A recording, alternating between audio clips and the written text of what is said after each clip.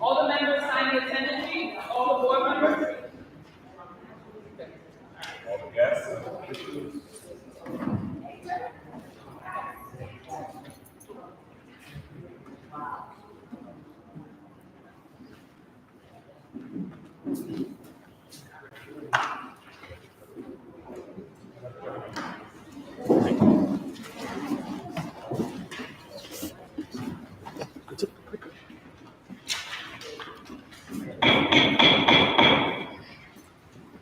Good evening. Today is April 25th, 2024. I'm Clarissa Alvarez, Chairperson of Committee 41, and I'm calling these meetings to order. We do not have quorum, we do have a quorum, so we're going to start off with our public session. We'll go into our public session and then following our public session, and we will have quorum. So, Archie, can you call out who our first person is on our public session? And each person for the public session has 3 minutes. Okay, we have Daniel Ford.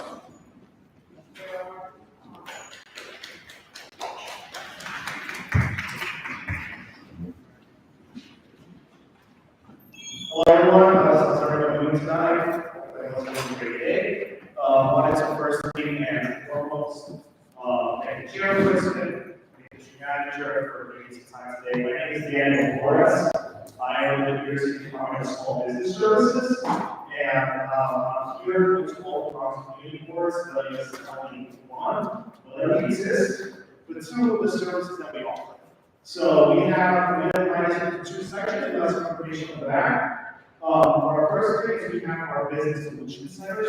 So business solution centers provide everything from free legal assistance or commercial legal assistance program, for those looking for negotiating with a landlord, from academic certification, so a certain percentage of contracts that's been already with business enterprises, to business courses. So if you're really looking to open up a business, we can help you out. But not only that, SPS also helps out when it comes to jobs.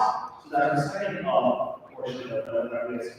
So we have something called Workforce One, so we can help you out with career building, resume prep, interviews. So we have business solutions centers and Workforce One centers all across the 5 boroughs.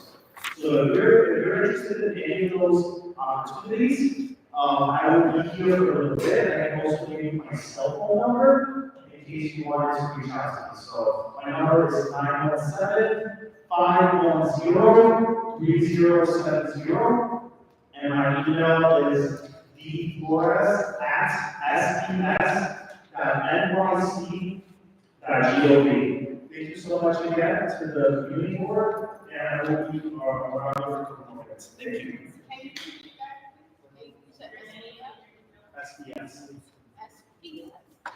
Okay, so my number is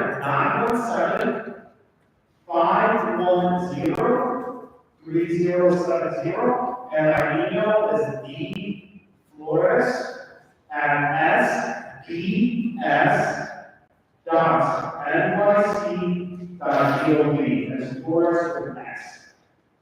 Thank you. Thank you so much.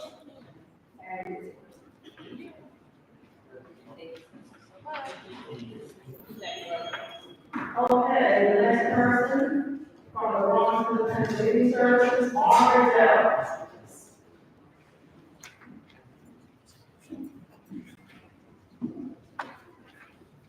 Hi, good evening, everyone from Community Board 1. I'm here to the conscious data what we have among independent living services and our executive director, Margaret.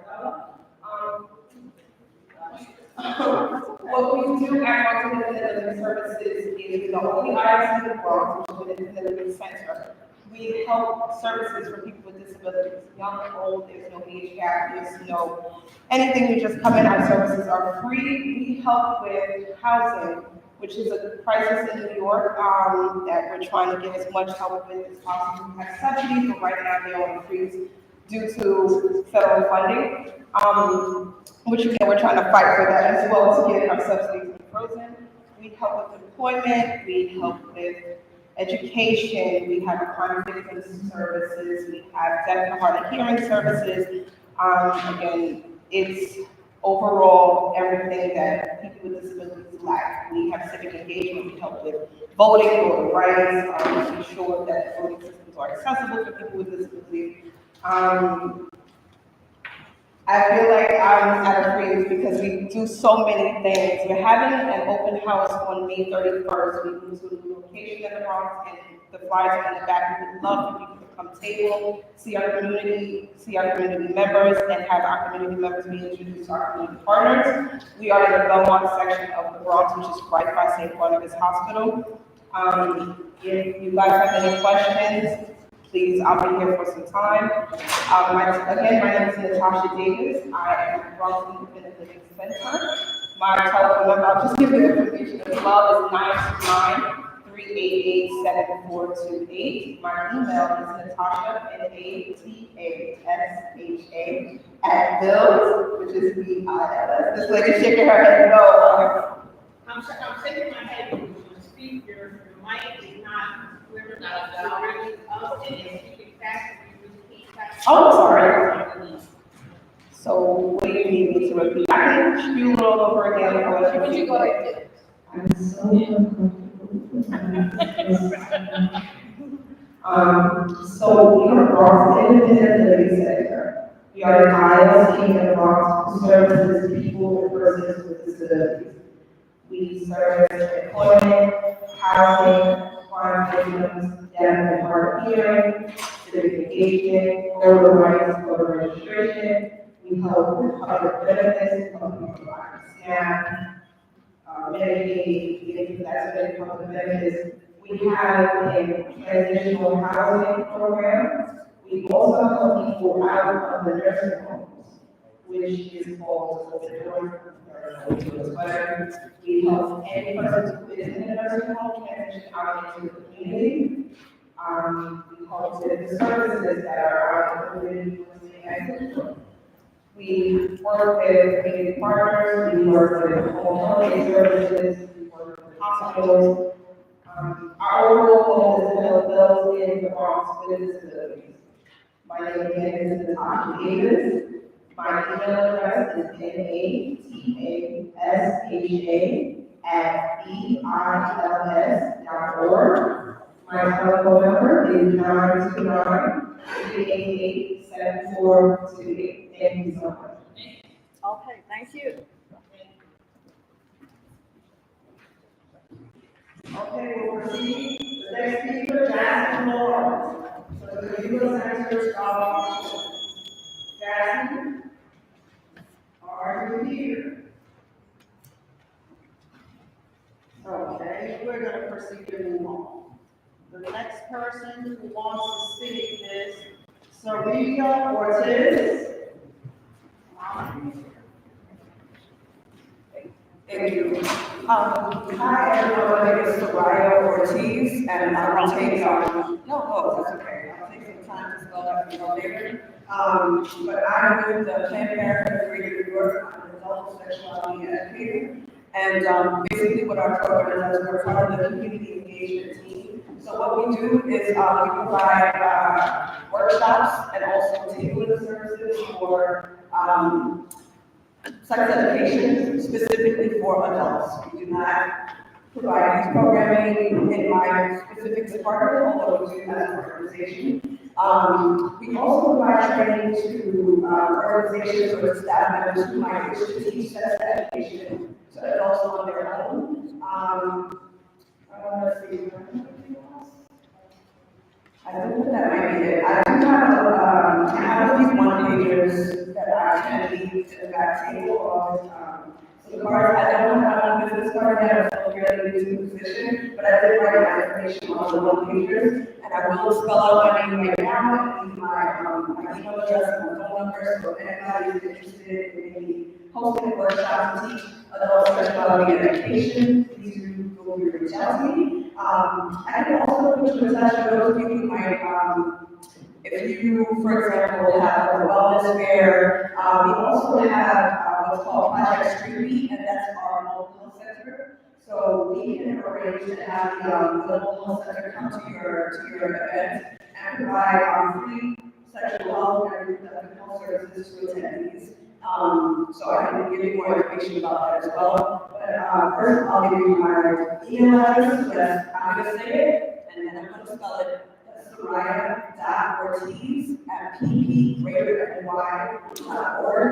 That's SURIAH@ppgreaterny.org. My phone number is 646-771-1827. Did everybody get that? Go ahead, repeat it. Repeat it? Okay. Also be here, so. I will be here. I will be here. I'm going to leave some information in the back. Please come up to me, okay? Yes.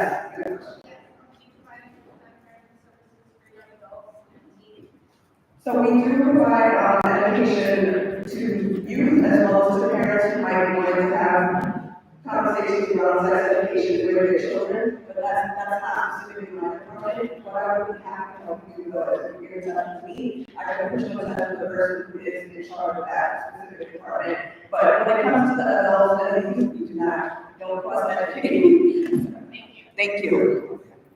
Thank you. And we have one last speaker, Heather Suarez, right after this.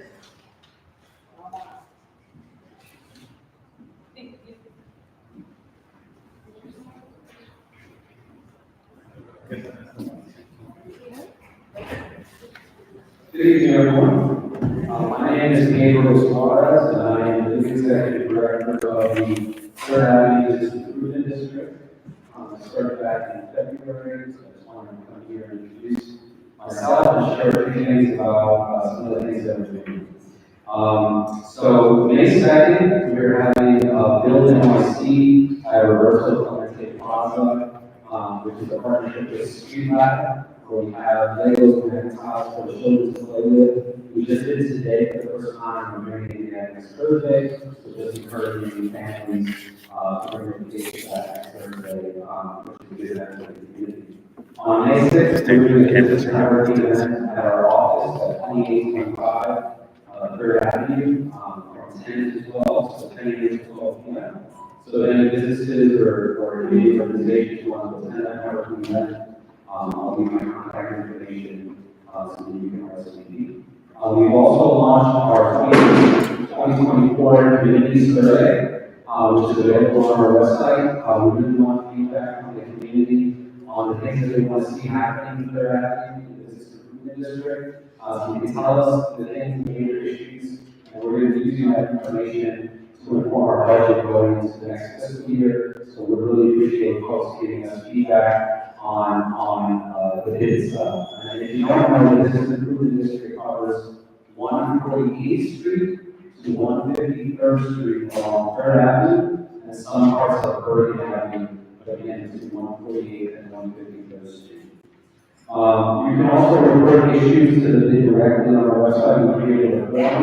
Although we encourage you to report things to 311, you can also directly report any issues around sanitation, public safety, to the bid as long as it's not an emergency, so call 911. You can report issues to the bid directly, things like legal companies and stuff like that. We would like to hear from you.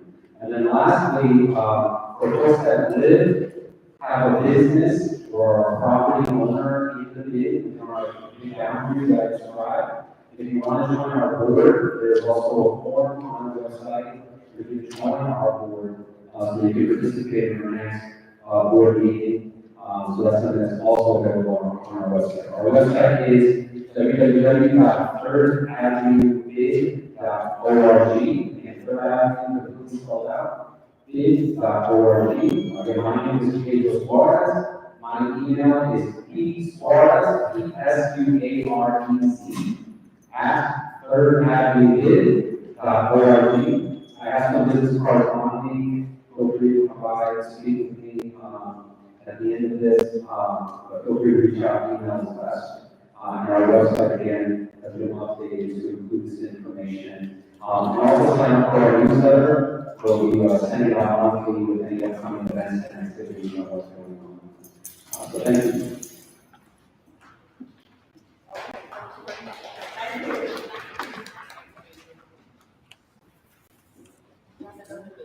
I think that's it with the list. I don't see any more. Yeah.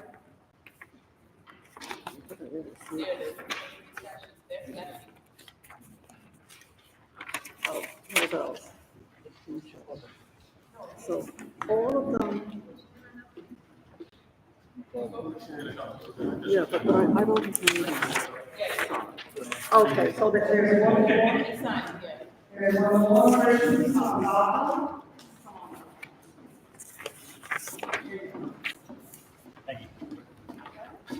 Hey, good evening, everyone. My name is Christian. I represent Downtown Home Care. I am also for our home with Avenue. My organization has been around for about 8 or 9 years. I'm pretty sure you signed all over New York City. Home care, education, take care of your loved one, all that stuff, right?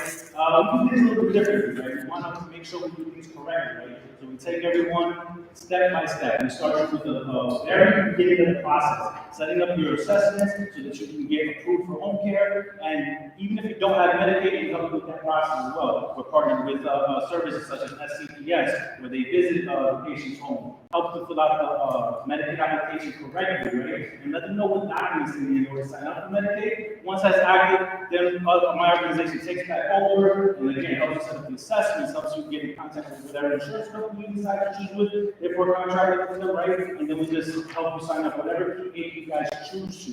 We also offer home health aides and PCA services for those who don't have family members to take care of them, right? And again, the main thing over here is that we want to do everything correctly. We do everything by regulation. I know home care agency, if some of you have experience, it's a bit of Wild Wild West sometimes, but we do everything with integrity, right? I do have information on the back for myself and my social here in Sierra. That's the district actually works at the office right here in the board district, right? So if you guys ever want to stop by, visit our offices, just have a conversation with us, see what we're about, please stop by. We welcome everyone, right? The call services cost nothing. There's no commitments made. Even if you want to start the process and decide to change your mind later on, that's completely fine. We're there as a community resource. You can see us at a bunch of events around the city. We actually partner up with the NYC Community Affairs, the 40th Precinct Community Affairs Department. We actually partnered up with Jerome Gunn Bid for one of their events. A bunch of nights buildings with their family night out, right? So we're always around the neighborhood. We make sure we're there, we're present, we give out things obviously, right? And we just make sure we give out the information, right? Because that's the most important part, right? A lot of us come from neighborhoods where unfortunately the resources aren't widely available or advertised, right? And so I know a lot of people in my neighborhood, lots of our people, not from Brooklyn originally, right? But they don't know what the service is about. They've heard of it, they've seen the billboards, they've heard the commercials, but nobody knows what it is, right? And that's what I come in, right? I make sure that everybody understands what the program is, make sure that it's right for their care, that it doesn't affect whatever other plan of care they have, and then hopefully they have great service with their family members. All right, my name is Christian. All right, again, I do have business cards. I'll be around for the whole meeting if you want to speak to me afterwards, and I do have some material in the back as well. Thank you for the time, guys. Thank you, Christian. And so we're going to move on from public session, and there's no other organization that needs to stay in here. Okay, roll call. Clerk, call the roll.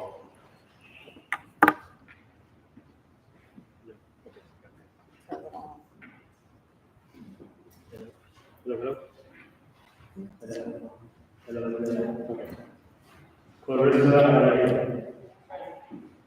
Evelyn Alvarez. Present.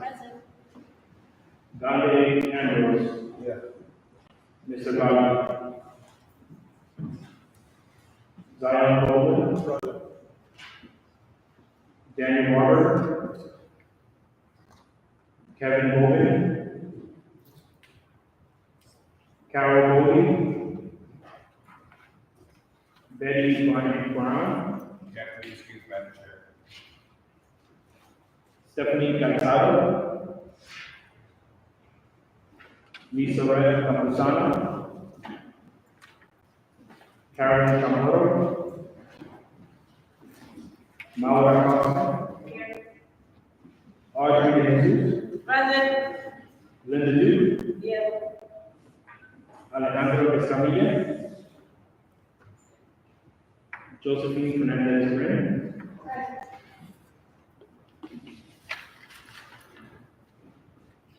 Ramona Pereira. Sorry.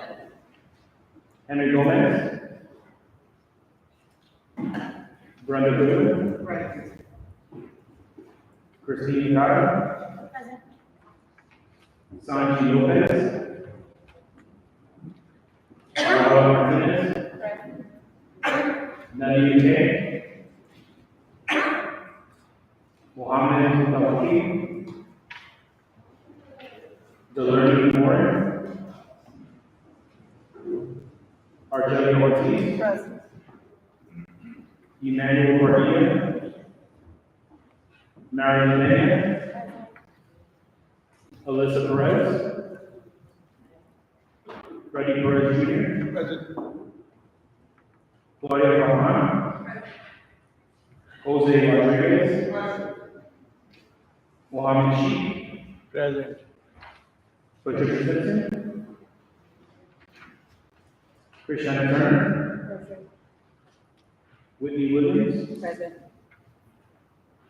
Hakeem Yamani. Caesar Young. Chairperson Alejandro, there is one. Thank you. We're now moving to the approval of the agenda with modifications with moving, so sanitation, was invited, we sent some answers to our questions, but they did show, so we have some answers to our questions. That said, I'm gonna jump in and read, but before that, I just want to make a motion to approve moving items 11 and 12 ahead to, before our sanitation presentation. Can I just get a motion to make that amendment? Ambrose makes a motion. Audrey seconds. Any discussion on the motion? Any extensions? All in favor, say aye. Aye. So we're gonna move, forward with the chairperson's report, and then the district manager's report, and then we'll go into our, department sanitation report. In addition, we just have some norms, that I'm just gonna briefly review, in terms of the code of conduct, just making sure that the sergeant officers will regulate our timing, we're fair and orderly, we're professional, we don't discriminate and no harassment. Thank you. You can move to the next slide. Yes. Yes, we're gonna move that. So we can actually make a motion to approve the agenda and the ordinance. Can I get a motion to approve the agenda and the ordinance?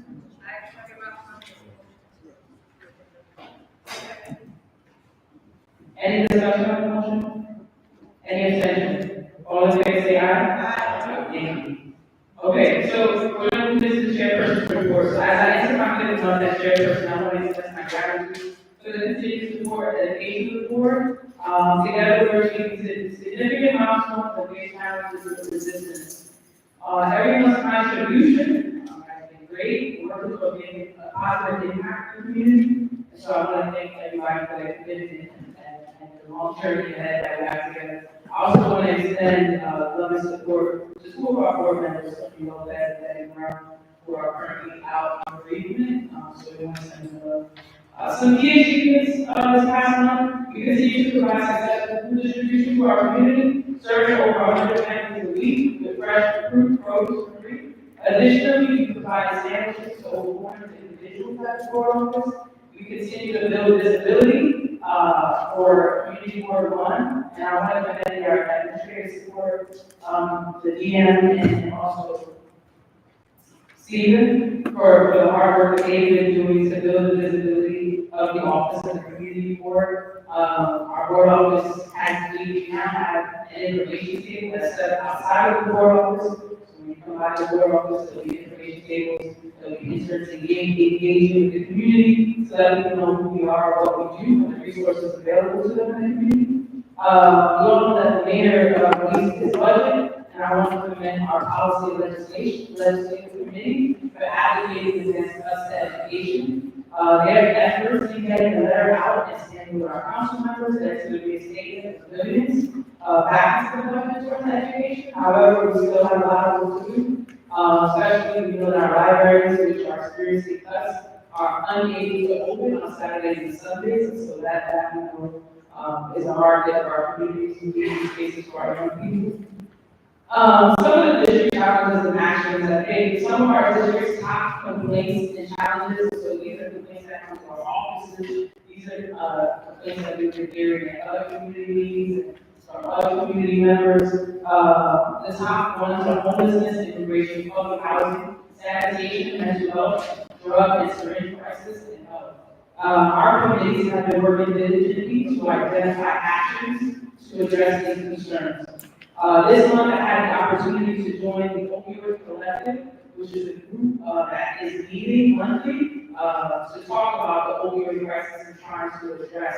There's funding that comes from state and local places to try to address the opioid crisis here in our communities. In May, the CDC is going to launch a St. Mary's Park Task Force specifically to address these public health issues that are impacting our park. And so I want to encourage the members here, community members, board members to get involved with that. St. Mary's is our local community park, and we know, we've seen the news, we know that our member, one of our community members who's advocating, is out there in the park, who is close. These syringes, the drug issue is really taking a toll on our park, and so we want to really make sure that we are attacking this strategically and as a community. We also have plans to connect with Pedro Suarez at the Third Avenue Bids to actively see how we support in activating the cleanup at the way on Third Avenue. Board reappointments and appointments, so are currently under review. Many of our members will receive some letters, via certified mail letting you know where you are with your attendance, where you are on the board. I want to emphasize how it hasn't been easy. We are all moving in the right direction as a community board to be inclusive and to be active. New appointments will be happening soon, and we have a variety of great applicants who are committed to the work in our community. CD1 is a voluntary position, as we all know, for board members, but it's a commitment to the community, it's a commitment to your neighbors and to yourself to do the work that will benefit everyone in this community. So I just want to say thank you again, and that concludes my report. Thank you, Madam Chair.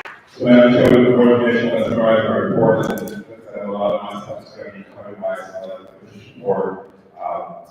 Most importantly, you know that yesterday the mayor passed the district as the budget is not going to be reviewed as the council, but highlighting just a few issues that the in the budget mayor wants to be able to talk about, making sure it's working. You know, to say my colleagues that talk more about it, maybe all this what that means. Also, secure a better future for your children, talking about the investment that they made in our education systems, showing that our education systems where there's pre-K for kindergarten to 12th grade.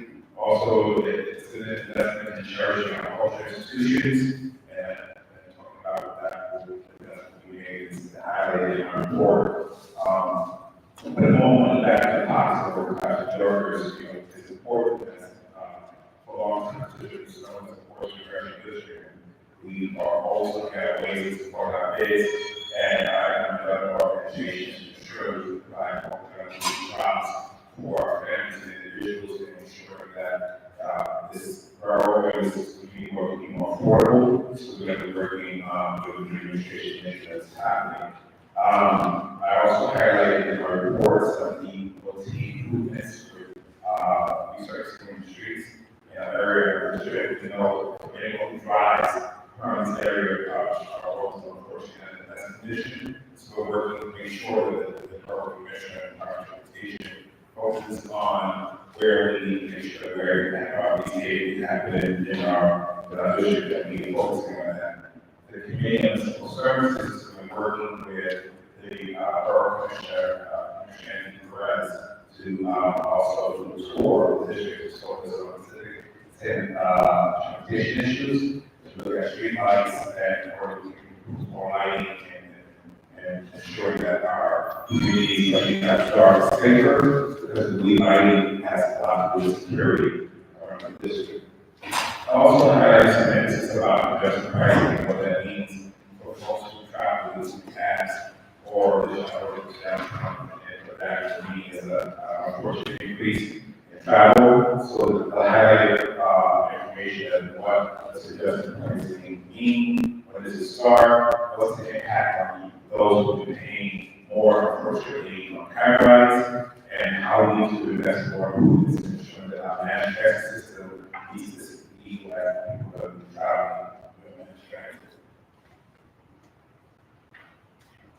And again, I had an opportunity to join some of our community members that we did a ribbon cutting at Kamala the other last weekend. The community board approved the passing for the first license cannabis dispensary here, one of our members from here, and we're able to join some other positions in the district for understanding what that means. But also build on what the state needs to be doing to close down some of the legal and selling industry that's happening in our district. So another piece of this service team is working on next month under the chairperson Amber's leadership is to invite this city sheriff to talk about what we can done to actually help to close down these illegal cannabis places that are around the district, whether it's the bodega or legal smoke shops outside the border, this is not the promise.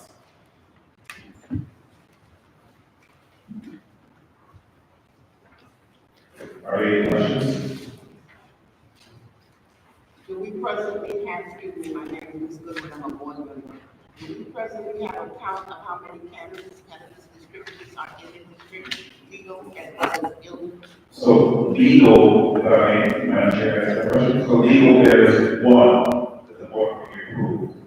There are multiple others that have been currently identified. The sheriff will bring that information to us and talk very strategically about what the operation will be to close down the illegal cannabis. So to answer your question, one, we have one individual that's legal, and we don't have a number yet that's identified where we are. We know, I'm sure that we do, there are multitude of those who are opening up. But under the state budget was passed, not only can the legal cannabis dispensary be put to the landlords to rent these space, can also suffer our penalties for that. Sure. Thank you. Just wanted to ask about the cannabis legal for their vehicles. So there are, How about people who sell the cannabis illegally from their vehicles? so if any drugs that we're working also with MIP and also Lopez is here, we constantly have conversations about what ICE and other divisions in MIP are doing to help curb illegal drug sale. Unfortunately, there are certain special operations that the officers are not aware of, but they happening undercover that are which is UNP is used in order to curb that issue. If you have concerns with things happening rapidly, you can be able to, and prior to confidence, be able to email me directly. We speak often with the UNP, and we definitely focus on those issues on. Chair. Is there a way to like verify whether a business is there some way to verify whether a business that might be in the neighborhood, for example, is a illegal or illegal distributor? There is a way, so there's only one in this district that we are licensed. If there are others that you may be aware of, it's important for you to reach out to the office of the NYPD to let us know where you may be. And that can be some of the questions you bring to our city sheriff and they, for our statements. Sure. Yeah, but I'm piggybacking off So, when you say that there's only one legal cannabis within our district, you do not provide information to direct those people to that one location.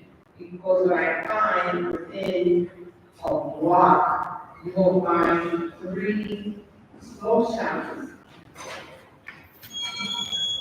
that in Manhattan, I come to Victoria, you see in a radius of 10 blocks, one dispensary. Now, dispensaries are supposed to be cannabis legal.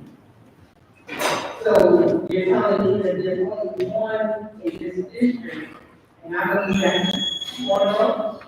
No, the one that was passed, and this open Saturday, that's on one program, just that's when you got us, 500 plus feet away from here. Be very careful I say that. So, 500 plus feet away from here. That is the only one. You can go on the OCN website, OCN, USA website, and find out where there are legal cannabis dispensaries. So in Community Ward 1, my division, Port Morris, Melrose, this board only passed one license. That's far as the voting time. So under Community Ward 1, my division, Port Morris, Melrose, Community Ward 1 only passed one approved license. Dispensary, retail dispensary. Thank you. Also, so in addition to the chairperson report, I want to add that was updated.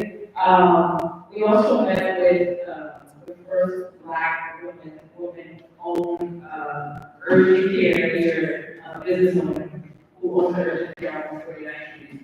And, in meeting with her, she expressed like her desire to expand her scope services beyond urgent care, aiming for long-term solutions and intervention. One of the things that she told us, as she did here serving our community, the highest and most prevalent diagnosis in our district include STDs, STIs, HIV, affecting patients as young as 12 and 13 years old. So she's trying to work diligently to figure out how we can, on raise more awareness, and come together as a community to activate her space, utilize her space, to make sure that our communities are not just going to urgent care, but like getting the actual care and the follow-ups that they need and the education that comes with a lot of them. So I just wanted to add that. Forum. It is called a AFC urgent care, and it's right across the street from Maryland Buffet, over on between Portland and North Avenue. Yeah, Portland City Bank, you got Thank you. Okay. We're gonna move into the New York City Department of Sanitation, we sent some questions, and since I'm your, who is our chairperson.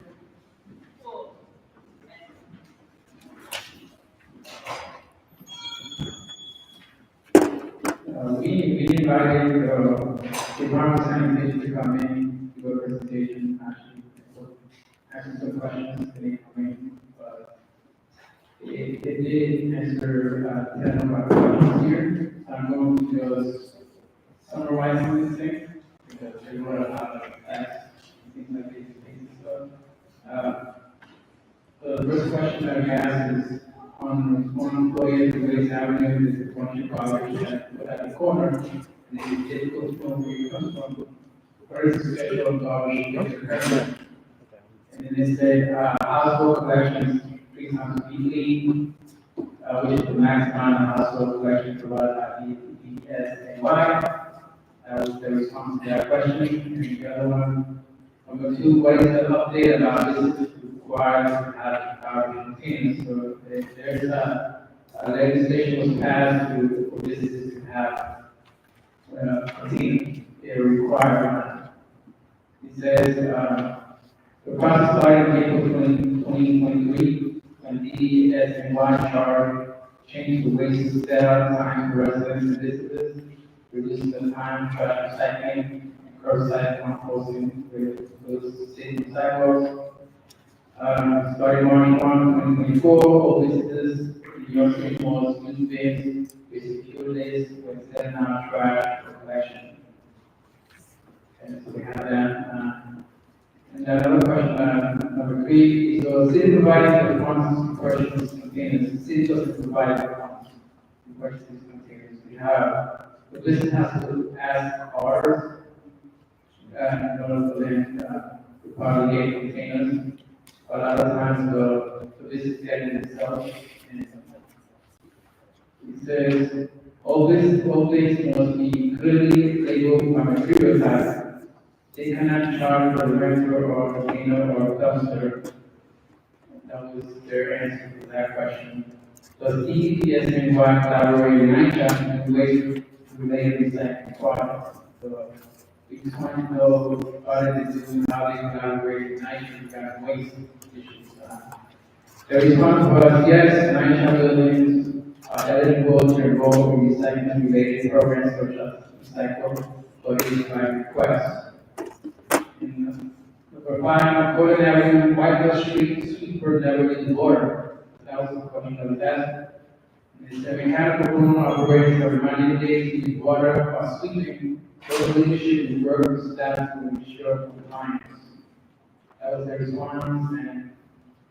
And why is it there are 20 legally parked cars, only 1 to 2 cars get tickets, and everyone else gets away with parking illegally and not respecting policy inside parking? A sanitation supervisor makes 2% for some of this. And then they respond, please provide specific area for concerns, and ECNY will monitor the compliance. So they answer this question. Sanitation physical garbage at schools, but doesn't follow same suit within the district, but it's important to supervise and do frequent checks.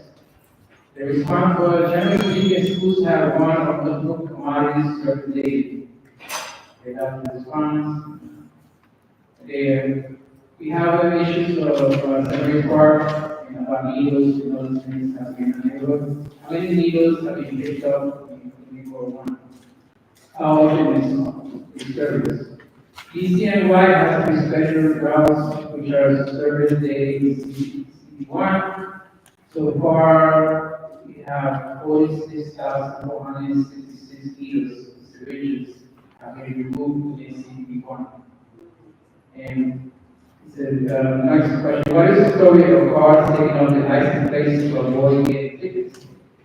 Why not copy the big numbers?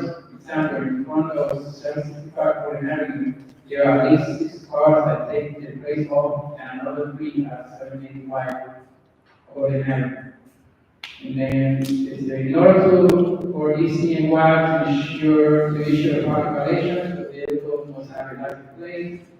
If the vehicle does not have a license plate, and ECNY must have the relevant criteria, we may be able to move. The response. And the last question was, why are the waste production program being implemented within community farm boundaries? Our curbside composting comes to every address in the Bronx this October. So that's their response to those questions.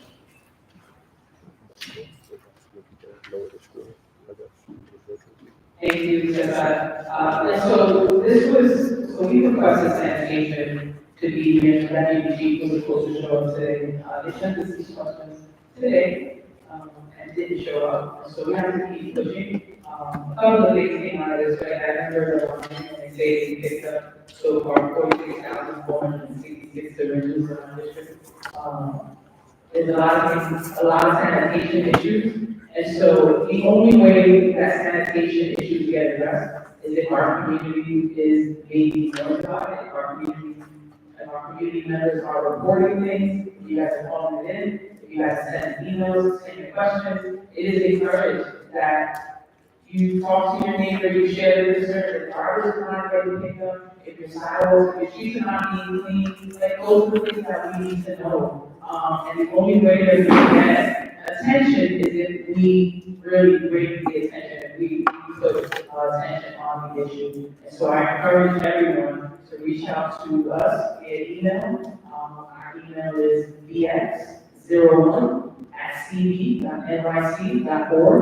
Send all of your questions to us, call the office, give us those complaints, because the more of us who come together and unite on these things, the better the standard, that, they'll treat us better if they know that we gotta come to this district, and we hold to a standard. I saw your hand. Yeah, out of curiosity, that 46,000 deal, which is a very long number. What's the timeline? And that's like this year? This year. This year alone. Yeah, Calling 311 to report. so calling 311 also is very important. The problem is that, we gotta follow up those 311 reports. And so what our committees are doing now, they're requesting 311 reports that are happening on a monthly basis. And so we're looking at those reports. So if you know that you call 311, every time you file a complaint on 311, you're given an SR number, a service request number. That service request number is the tracker. And they have to give you an update. So that service request number, you are entitled to call back to 311 and say, what's the update on this? But also, if you have that service request number, I encourage you to send that to us, and we can look into that as well. Yes. So then the best thing to do to file a complaint is to call, get that number, and then email you. Yeah, I always say, call 311 so that it is filed with the city that this report happened, but then that will be, and also, you want to make the report and get the complaint, but maybe you don't have the time to follow up. And so, just ping us and let us know, hey, this is the SR number complaint office, and we'll follow up, and we'll bring it up in these cases, to make sure that, they're publicly put on blast and addressed. Any other questions about sanitation? Okay, so we're gonna move along. Anything via on sanitation? We're starting to make copies of what we received. We actually received this 10 minutes before the board meeting, the response to the Department of Sanitation. Unfortunately, Madam Chair, they said that the reason why they did not have somebody come tonight because it's for the city council to take back. They said that they have poor civilian staffing, and so that apparently that their shift starts at 5 a.m. to 1 p.m. And they have no available, unfortunately, to attend this meeting. After we requested this 30 days in advance for them to ask if they be available. We appreciate what the men and women are doing on site to take out everything, trash and everything, but we want to work collaboratively with the SNY to ensure that they're keeping our city and our district clean. Thank you, Chair. Yes. Can we get numbers of comparison by quarters for last year? Sure, numbers of, The number of polls? yes, so we Is that can the comparison. number, but we need to be comparing backwards? Okay, yeah, we can do that. Okay, thank you, woman. Okay, moving on, yes, Carmen. Don't say sanitation, we just need more cans on each corner. I can walk down Brook Avenue and say cans. There's no cans. Garbage cans? Garbage cans. There's one can, no can, every block, every other block, I go every block, there's no cans. They're overflowing with the Capital housing, the housing Capital is chain two, being no can. There's strollers, there's all kind of garbage, there's more homeless, the migrant population, a lot of people living in the street. I think also the sanitation, just to stand up for them. Funding, there's not enough people. there's not enough sanitation, there's too much garbage because of all these populations living in the street. Thank you for that. I appreciate that. That's a valid point, you know. Unfortunately, the Bronx is always short-ended. When I go to the city, we got garbage cans on every block, right? On the front and the end of the Let me just say, Yes. there were 6 cans on St. Anne's and 138th Street, in the 4 corners. I counted 6 cans. Right. So, Okay. the question belongs somewhere in the. Thank you, Norman. And again, you know, when you see things like that, send a picture, email it to us. You know, these are things that, like, we want our community members to become active, and we want our community members to do that, you know, let us know what's happening, because you don't have eyes everywhere. I live in a certain part of the district, you know, they want to see certain part. But like, if we're sending them, you know, we can get that stuff addressed. I do, yes, Mr. Prince. Yes, just what you just said, as a former board member for 12 years, what you talking about going back to the college administration, when bankruptcy at that particular time, and then they was talking about they were still the garbage can for they love for garbage can. Also, the sanitation department at that time had a policy to go to garbage and that. But they stopped that for people who claimed that they were making too much noise because of all those metal cans. There's no more metal cans in plastic. I'm retired from retail. Pick up the garbage now. When you make the store deliver to that, you have less garbage on the street. Also, education by picking up people. People picking up behind us. So I see this mess up. I've been living in this neighborhood since 1949. Now I see the mess when I was people pick up behind us. Yes. Thank you, Mr. Money is here. Absolutely. I appreciate that. You made a valid point. Think about yourself. Absolutely. We need to take care And of also have the sanitation department go back to the policy of picking up the garbage and that is necessary. If no more metal cans, we won't make that noise. All people got to do is put it out in their bags, their bills, their people clean. Also, I want to do this. The business owners out here, why is it so difficult for them to clean up the front of their businesses? Or they come out and come out here. And people cannot think behind their door. Again, if you see that, send that to us. You know, we have third avenue bids, the paper stores, we'll see if we're interested to learn about any other businesses or doing that in this district. Let us know in our district, you know, in our areas where you see that. But I do want to move forward, Kenny, from the meeting's office, who has to go really quick. And Naya, you have a question? Just a quick statement.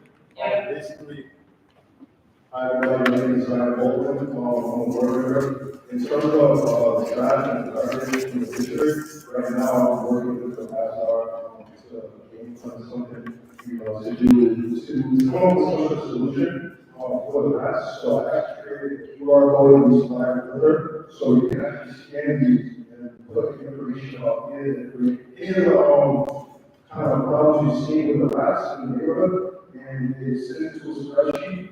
And in the spreadsheet, the rats are access to it, you can see everything that's happening, everything that you put in. So I encourage you to get one of the packets in the back.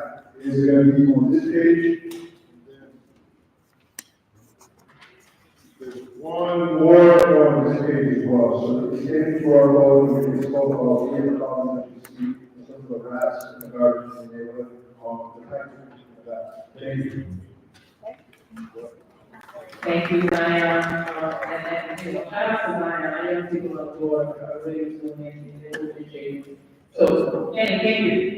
Thank you, Chair Rico, and here further, as the members of the CD1.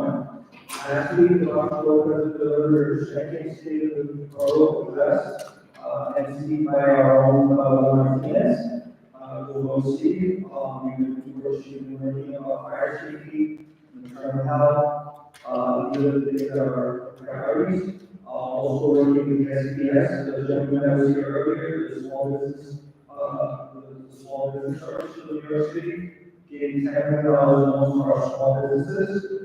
This is very important to cover those small mom and pop businesses that need to to get that much needed money. Today, the borough president is hosting future information session as we speak at the Bronx Borough Hall. These trust bills, power of attorney, health proxies, benefits, and your life planning. We're going to have more of these sessions, so I will stay tuned.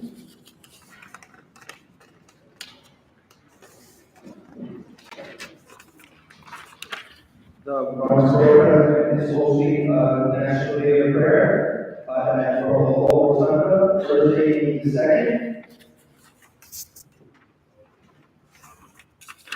I'm going to be wondering the details. I already remember our Bronx LGBTQI task force. She'll be talking later on about career fair.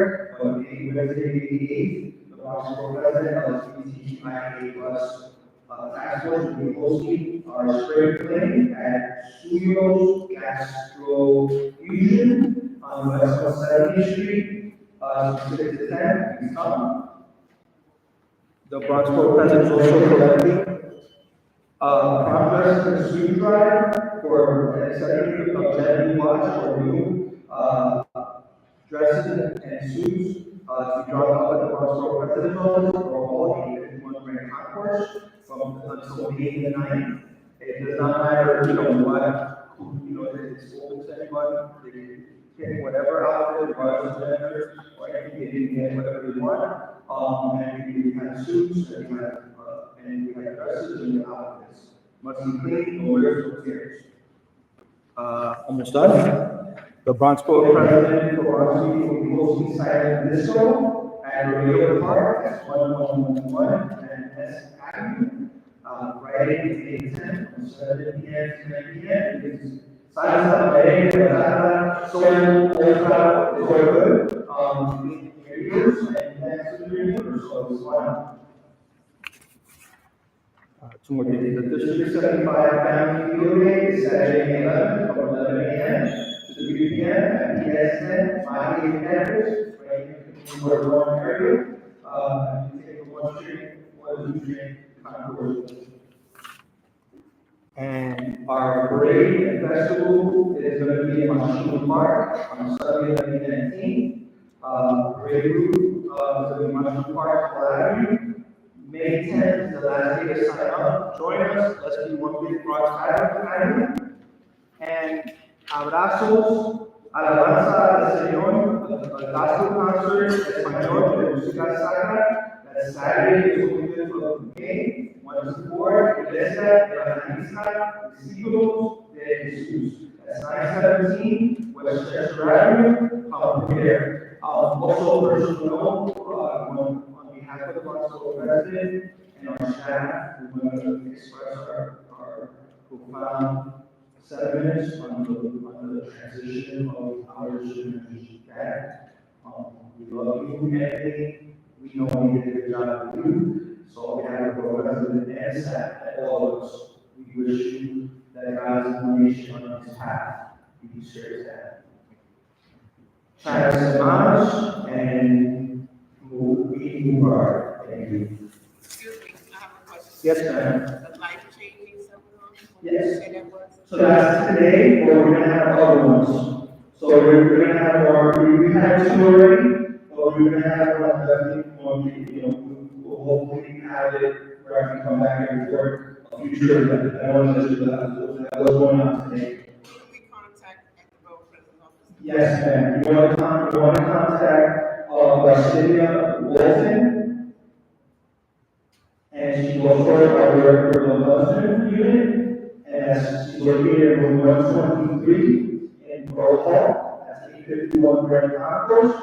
Our telephone number is 718-590-3500. That's 123.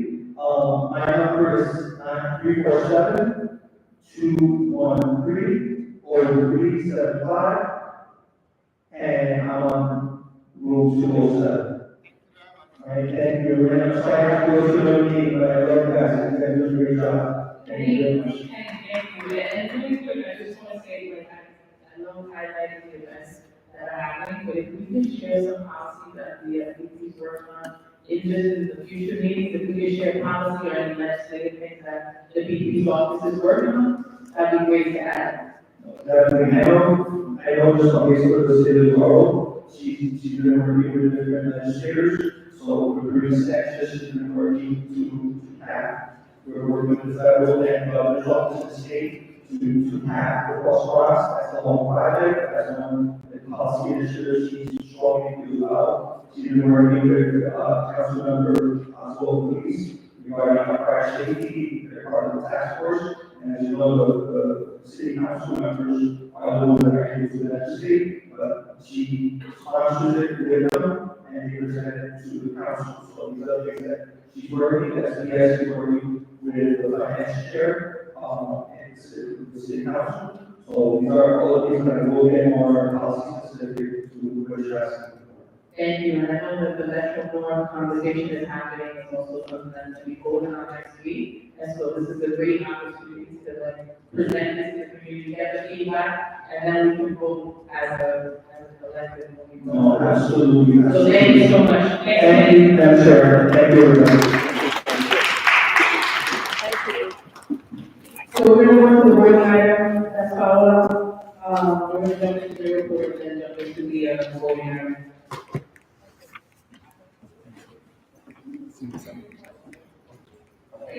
Good evening, everyone. My name is Paula Martinez, and I am the chair for the Economic Development, Land, Housing, and Zoning Committee. We had our meeting on April 5th. We have our meeting every first Tuesday of the month, which I would like to invite you all and encourage you to attend. In our last meeting, we had several items for discussion. Actually, we had 2 license applications and 1 cannabis license application.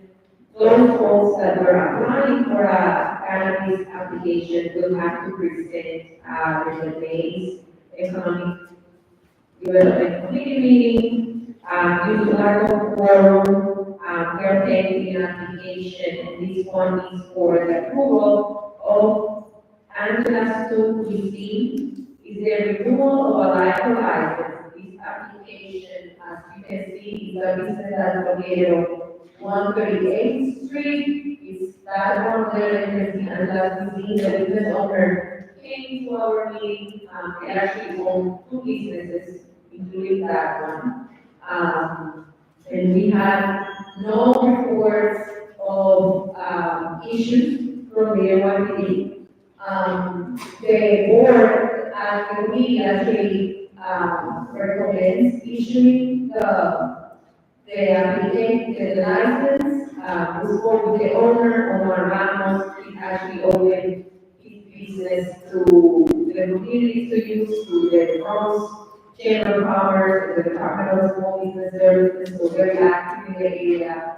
There's no issues that were reported, indeed, and it's mainly a restaurant. I actually had the opportunity to pass by, so we don't have any concerns, and we decided to bring this to the food board for a vote. So we need a motion, are we going to vote? Can we get a motion to take the committee's recommendation to approve this license? The renewal of the license. Williams made the motion? I saw the hand. I move to accept the recommendation to approve this application and temporary retaining permit for HSC. Thank you. Is there a second? Josephine Burns, second. Any discussion on the motion? Any abstention? All in favor, say aye. Aye. Okay, support on passes.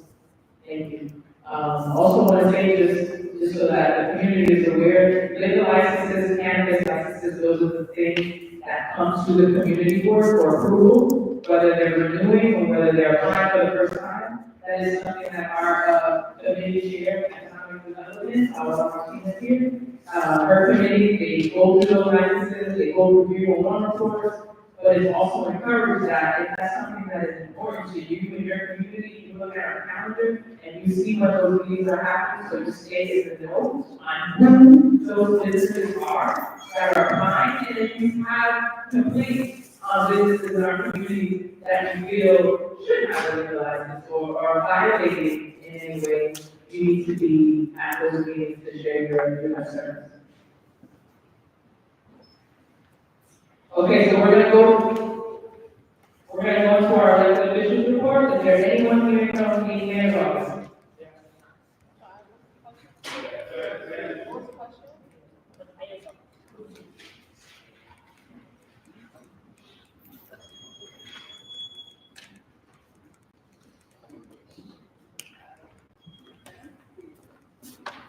Good evening, everybody. How are you? How are you doing? My name is Andre Solano. I am the director of the affairs for the mayor. You're asking why I'm here today? Well, because our councilor particularly rashes things in our request as snow and rain. So, we're representing here today, actually back July 5th, around there. I think you guys are going to break. So we got here to so, right. Okay, the first thing we're going to do is that tomorrow, we're going to have a hiring call. We do these hiring calls over the city. I'm going to do one tomorrow at Bronx High School, which is 1110 Boston Road. It's going to feature not only city jobs, but it's going to feature private jobs as well, private businesses. So if you know someone needs a job, you can send them to, you tell them to come by Bronx High School again. It is 1110 Boston Road, all right? Again? Overtime, or 10 to 2. 10 to 2. Okay, you know any other folks that need a job? They'll come by. This is the way we drop the mandate to have a department to have a bachelor's degree. That's what I mean.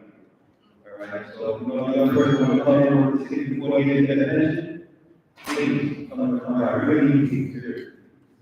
Okay, so, anyone wants to report? So, as I was mentioned earlier, the mayor submitted the executive budget, submitted that to the city council. City council has to mull it over, but we can give you some quick highlights about it. The first is, we're going to restore a couple of things. So, you know, the higher prices have been a burden on us, but we found that we're going to have some extra tax dollars coming in. So, we're going to restore a couple of things. So, one of the things to restore is, we're going to put in 2 police academies. It's going to bring 2,400 police officers into our community to be able to serve and protect. Second thing is education. You guys are hearing about the cuts coming for education. I'm not sure if you guys are aware, but the federal government is giving us a lot of dollars coming in from Washington, D.C. Those dollars dried up. Those dollars during COVID, they dried up. So they have a budget shortfall. So we're restore $550 million to the education budget.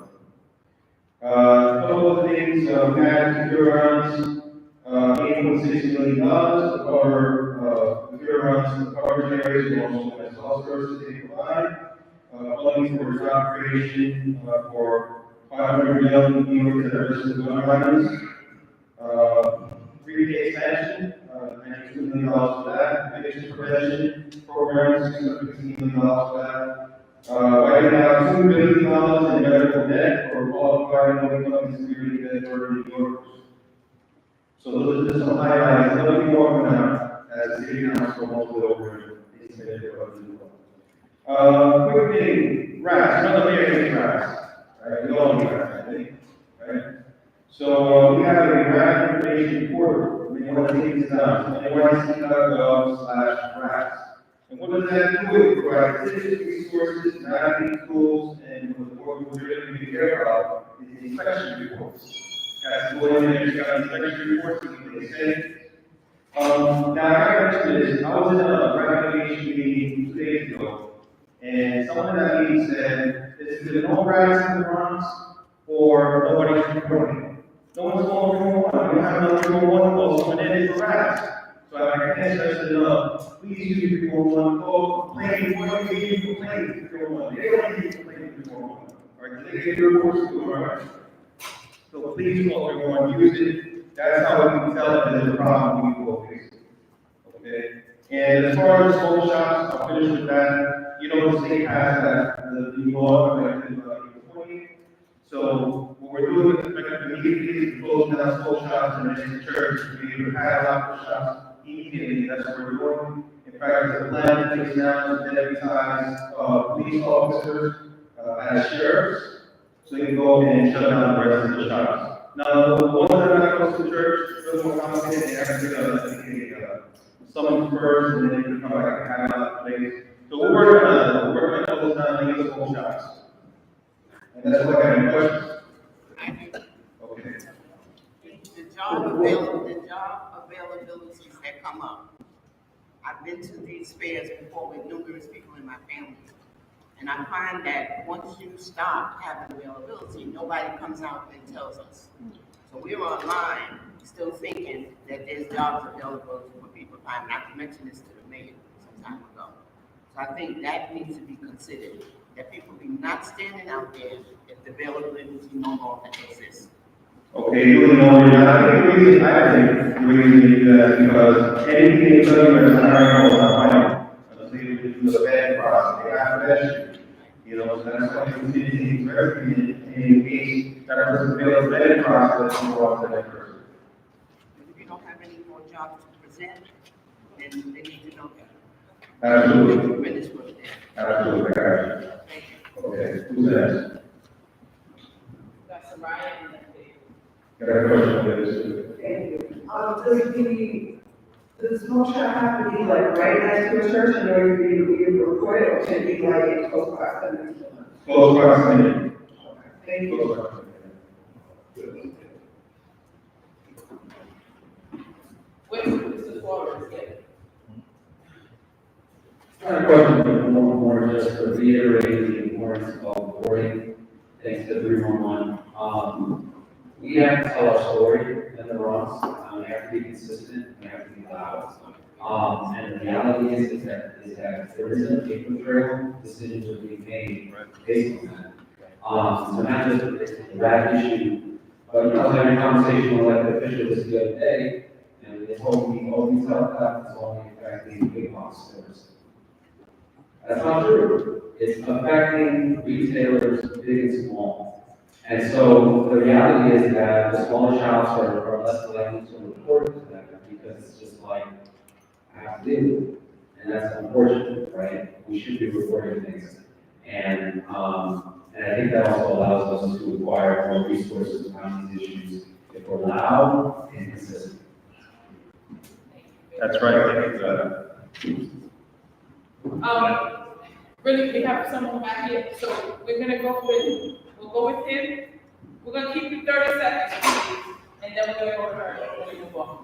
I thank Mayor Allen from the Bronx a few weeks ago on her day. She said, also I thank you for what you did right here. But the big issue right here now is so-called post-field house, another university, where the old big house used to be. Because the cost of taxpayers $100 a day for a prisoner on the map.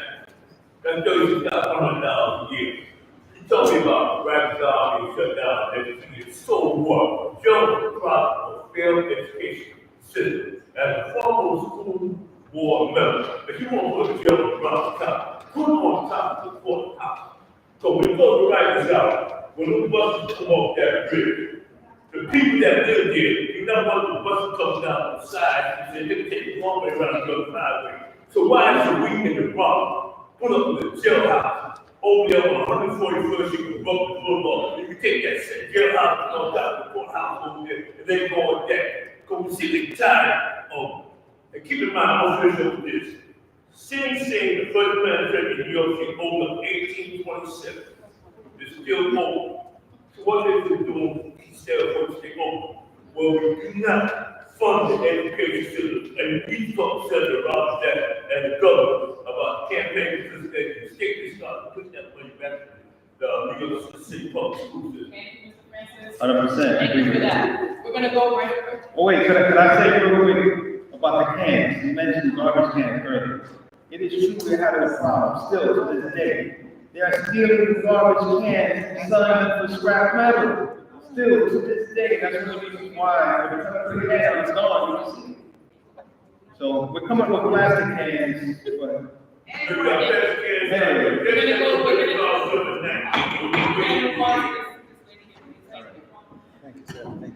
Dr. Peter, you just referred to, I thought it was a part of the budget update after the mayor's office, but just wanted to say with regard to the adjustment pricing, as a request for consideration is y'all know that there's been an increase in crime on subways, especially particularly targeted towards females. And so, as a result, I drive to the city every day in South Carolina State. So until like there's a town plan to enact more safety for commuters, I would just ask $1 and the date hasn't been announced, but that's something that should be considered because a lot of people are spending extra money on taking taxis, taking Ubers, driving because they kind of feel safe. I'm going to do this. So before we have these very significant and high prices to the adjustment pricing, it'd be great to hear what the updates are for more safety for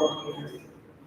I agree with that. Let me just mention though that, we have a contract, with the company called Evolve to be putting these gun detectors, I don't think I've seen this in the news, gun detectors in the subways. We start selecting subway stations first and then we'll roll it out to others. But these gun detectors, they look like metal detectors, but they're not. You go through with your cell phone, it won't detect your cell phone. But if you have a weapon, if you have a gun, it'll automatically detect that and also be able to come in and, and arrest you.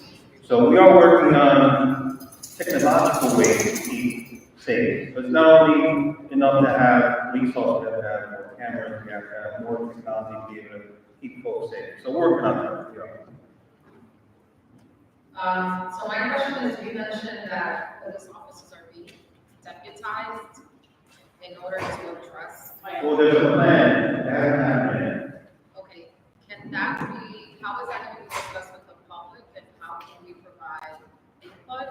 Because I'm hearing a lot of, we're going to police our way out of issues when doing that has historically negatively affected this district in ways that it shouldn't have. So I'm not satisfied with like the response to everything being, we're cleaning trash cans and we're going to deputize and then we're going to police crime out of the train system. So before you guys make a decision regarding the deputizing, I think it's important for stakeholders to understand what kind of rights a police officer that's deputized to a sheriff is actually going to have. Okay, it's a plan that's going to roll out, and once we roll it out, and we share what we can provide. Well, that's the thing, before the plan gets rolled out, there needs to be a broader conversation. Well, when I say roll out, I mean, present for the public to comment. And usually there's a 45-day comment period that happens. And, last question, Carmen? So this is to the Mayor Adams and Commissioner Kabak, Director, from me to them. I've been asking for you since the January 2023, when is the Adams and Alabama going to bring back the two-man car team that used to walk our streets? That's a question. So the question is in reference to when they did this in the 70s and 80s, they knew what you see now, the not garbage, but the small shops, the ghost cars, the cars without plates, the guys that double cars, drug dealers, with the music blasting, there all seems to be men, the windows are tinted out. So my question again, all those things, the two-man patrol can view, this is what we're getting in our streets. So I just spent at least 2-3 hours in one day on 311. Yesterday I called Las Ranges, smoke shop, garbage. I can call something on 311 on every city agency. I would spend my whole 8 hours a day on 311 just to get that 311. So my original question was that can only solve if we have the two-man team which is called Lahara. Yeah. Lahara, patrolling our streets. Not only we see them, they're the good guys. We see them actively, but yes, you see them too. The criminals sees them. Correct. You know, if you see the postcards, what's going on with all these, jersey plates, one plate, paper plates, so the cops can see that. Otherwise we've taken that role on. So that's why I'm to the question. To Kalam and Mayor Adams, when are you gonna implement, bring back the two-man cops in the house? Police shots. I would say the mayor totally agrees with you. We agree with the foot patrol. I think foot patrol is very effective because the cops get to meet the community, get to know the community, and also see who's doing bad in the community, right? The issue is that we have a shortage of police officers. Believe it or not, most of our police officers are to Florida because there's a special bonus thing going on that they're bringing them over there. So what we've done so far, we've added 2 more academies that's going to bring in 2,400 more police officers in the street. Hopefully we'll be able to implement it, we'll see. So, but we need more though. We need more folks to, to apply to become police officers. Because we can add the money, but if the people don't apply, then, we're back to square one. So, the young people want to become police officers, encourage them to do so. Thank you. Can you tell the Thank you. I do. I wish. So we're gonna move on, thank you. Is there anybody from the, Congressman Victoria's office? Anybody from New York State Senator or his brother? Yes, we see it with the mayor, but we're gonna take to our 3 minutes for everybody.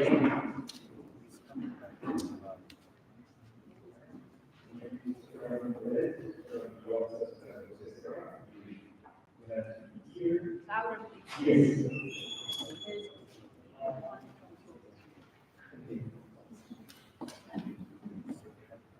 So we just finished the legislation, we passed the budget, and the chair of the New York State Senate, we are close to our peers, tourism and arts, recreation. The Senate recognizes the immense impact that the arts have on our society, here in the Bronx as well. New York is also an especially diverse range of arts organizations celebrating indigenous cultures and art forms. It is essential that the state budget reflects the needs for arts economy, that it supports arts organizations that provide so much value to the state and to the city and to the Bronx. Senator Rivera is going to focus New York State legislature and arts organizations from across New York to rally for increased our funding in the 2024 state budget. We are happy to report that with the Senator's efforts, we were able to double the estimated proposal for New York State Cultural Affairs operating grants to $89 million. This part of the budget also increases capital support for the arts for years from $50 million to $125 million, which will support capital improvement for organizations across the state of all sizes. And then Senator Serrano also was able to pass Bill S-25, legislation that directs the Council on the Arts to establish criteria and guidelines for the establishment of state-designated arts and cultural districts. We just held this afternoon, teaching hours at Marquis of the Library, and we are always happy to hear from you if you have any issues regarding unemployment benefits, benefits. Feel free to reach out to us at 212-828-5829. And finally, at the end of the room, there is the report from if you have any questions. Where's the one to? 228-5829. And there are also cards Thank you so much. Is there anybody from Assembly Member Chantel Afterwards? Yes. How much of that funding is staying in this district? That I don't know exactly, but you need your phone number. Can you get that to the board so that they can get it out to the House of Representatives? Thank you. Assembly Member Nancy Rose.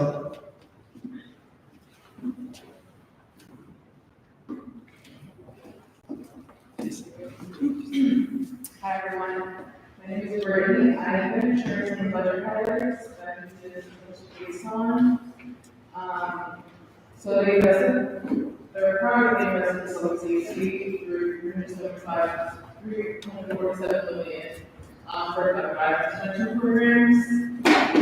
Increased penalties for anyone who assaults police workers and transit workers. Increased penalties for license plate tampering. 36 million for law enforcement and DA proposals for domestic violence cases. On the cannabis shops, state and localities now will have the power to padlock legal vendors. And the governor said that would take a long time to see the impact of, but what it means is that we can padlock it while the process of shutting down the shops happens. They established a commercial security tax credit for small businesses who invest in security measures for their shops. They can get a tax relief on that. They passed a big housing package. It's very long, but some highlights are the extension of 21A and 185X to jumpstart housing, but also protect permanent affordable housing when they're building new units. Also bringing back resource communities, which basically converts unused vacant office buildings into housing and also affordable housing. Expanding mental healthcare access. Basically now the states require hospitals to screen patients for any mental health conditions like suicide, domestic abuse, or substance abuse. That's something else. They're increasing funding for mental health facilities and teams with the goal of decreasing recidivism as well. So, and also as the budget passed, the legislation picks up. So if you guys have any concerns or issues that matter and any legislation that you want to advocate for, please reach out to us. And I can give you the number as of me, 292-2901. Thank you, Renee. I think you have a question, Christine.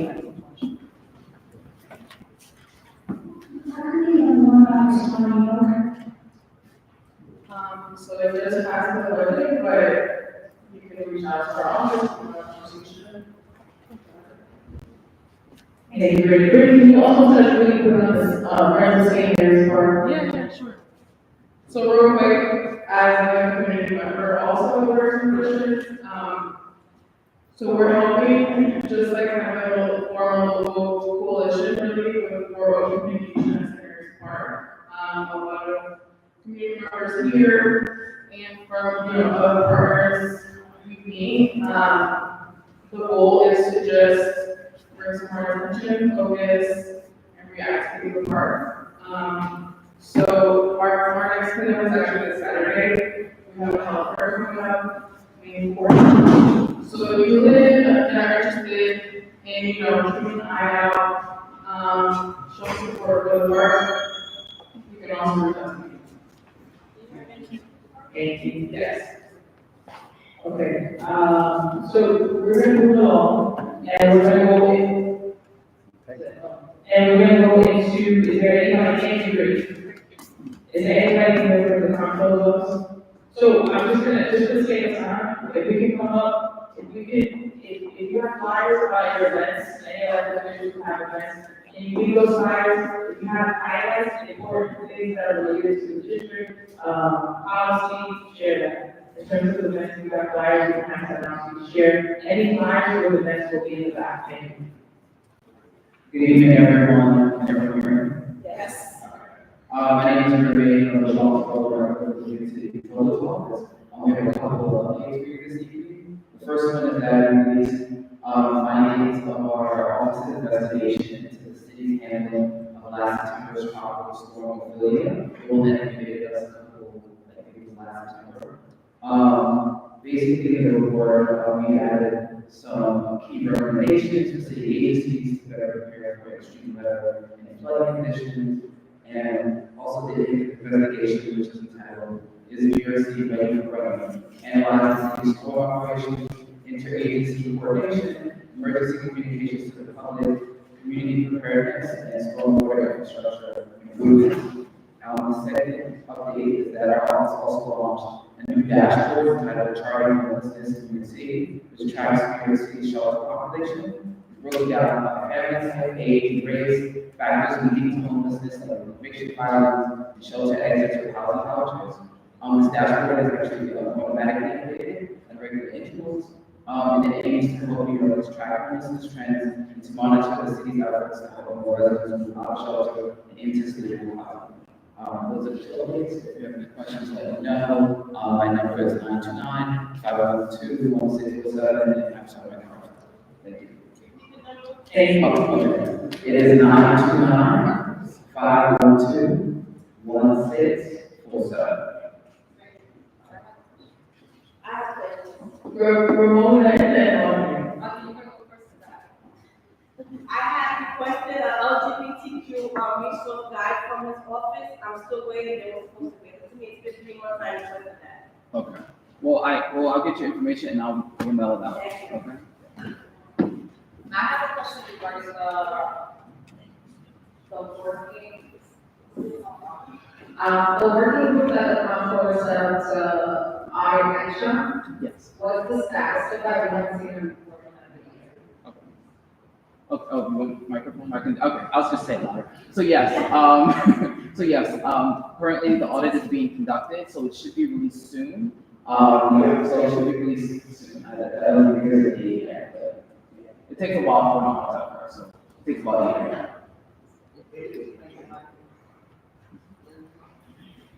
Thank you.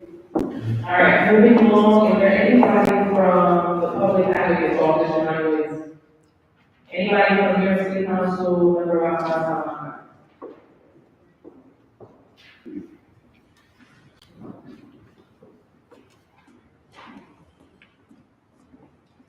Good evening, everyone. My name is Marisa Valdez-Wiggins. I'm the community for. Hi, everyone. Contacting us at our community office. Before going to my report, I just want to say we have all this really happy Mother's Day to all the mothers. Thank you. You're welcome. The council member has been able to obtain the anticipated approval to the recoding of playground 52 to Alpione's playground. That's located at 681 Kelly Street. The event will be on May 18 around 2 o'clock. If anybody, once we have a flyer, I'll send it to community 41.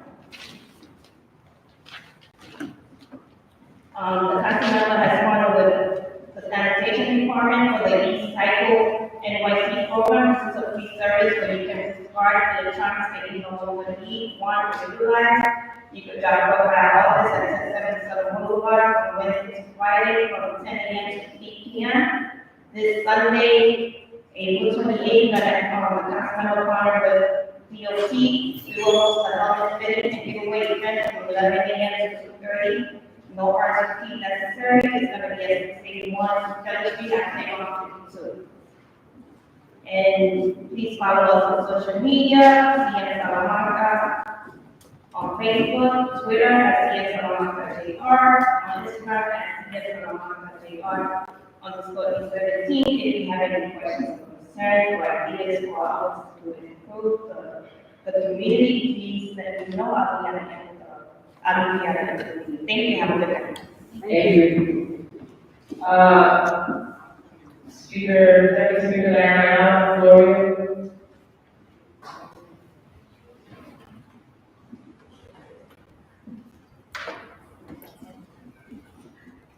Good evening, everyone, Madam Chair, District Manager. My name is Gloria Cruz. I work for Diana as Constituent Services. I'll try to keep it short and sweet. Our flyer is in the back with all the information that's needed for our clinics or anything that has to do with constituent services.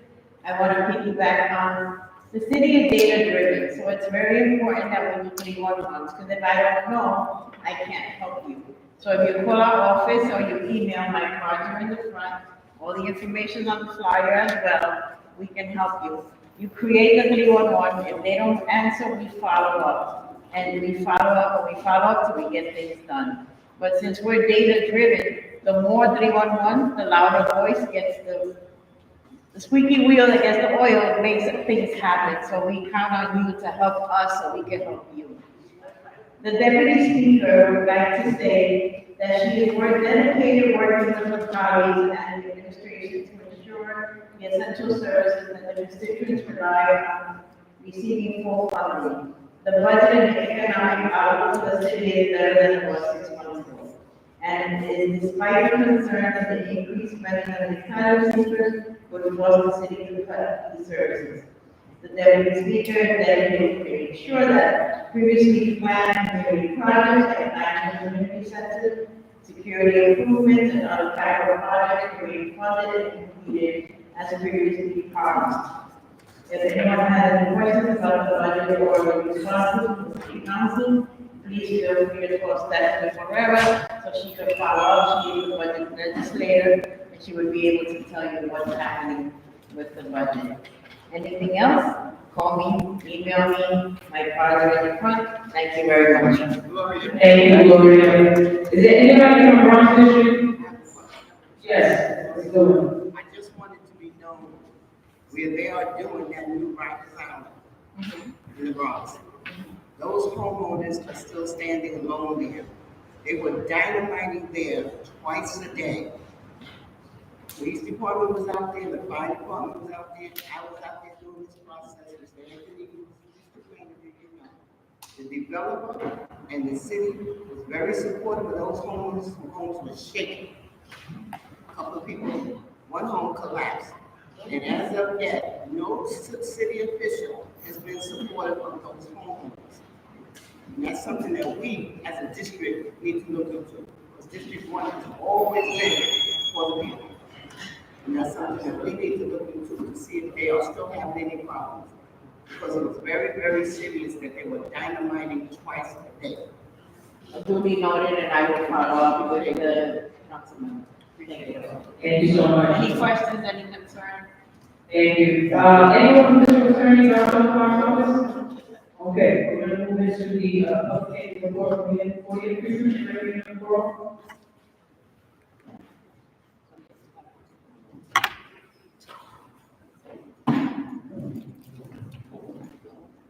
Good evening, everybody. Good morning. Good morning. Thank you, So, people who don't know me. Thank you, people who don't know me, my name is Daniel Lopez, and this is, Jesus Correa.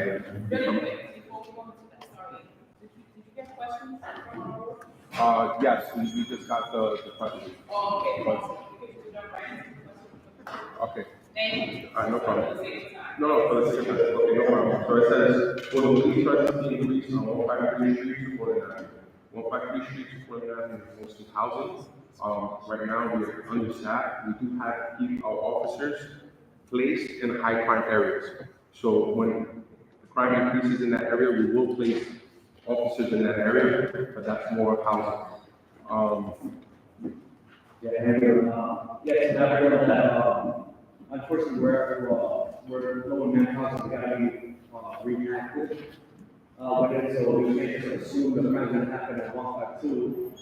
So we get sent to where crime has to happen. So like I said, we had We've had a shooting in that area, so the second of the shooting, there's more visibility in that area, so 153 we see more vehicles, more cars in that area. So, like I said before, football is a little difficult to do because every address belongs to like a sector. So normally we have like 4 or 5 sectors, like Adam, Boyd, Charlie, David. Now we're kind of working with just Adam, one car to Adam and Boyd, one car to David and Eddie. So basically, our captains do try to, our SEALs do try to put more vehicles in high-crime areas to deter crime in that area. Just to add on to that, like what he said, in April 10th, there was a non-fatal shooting that happened in Melrose, exactly at 346 East 156th Street. So that location does have officers now. Like we said, when there is a crime that happens in the area, when it's a fight, that's where we deploy our officers. So the next question you have is basically the same question, but we put 146th Street and Willis Avenue.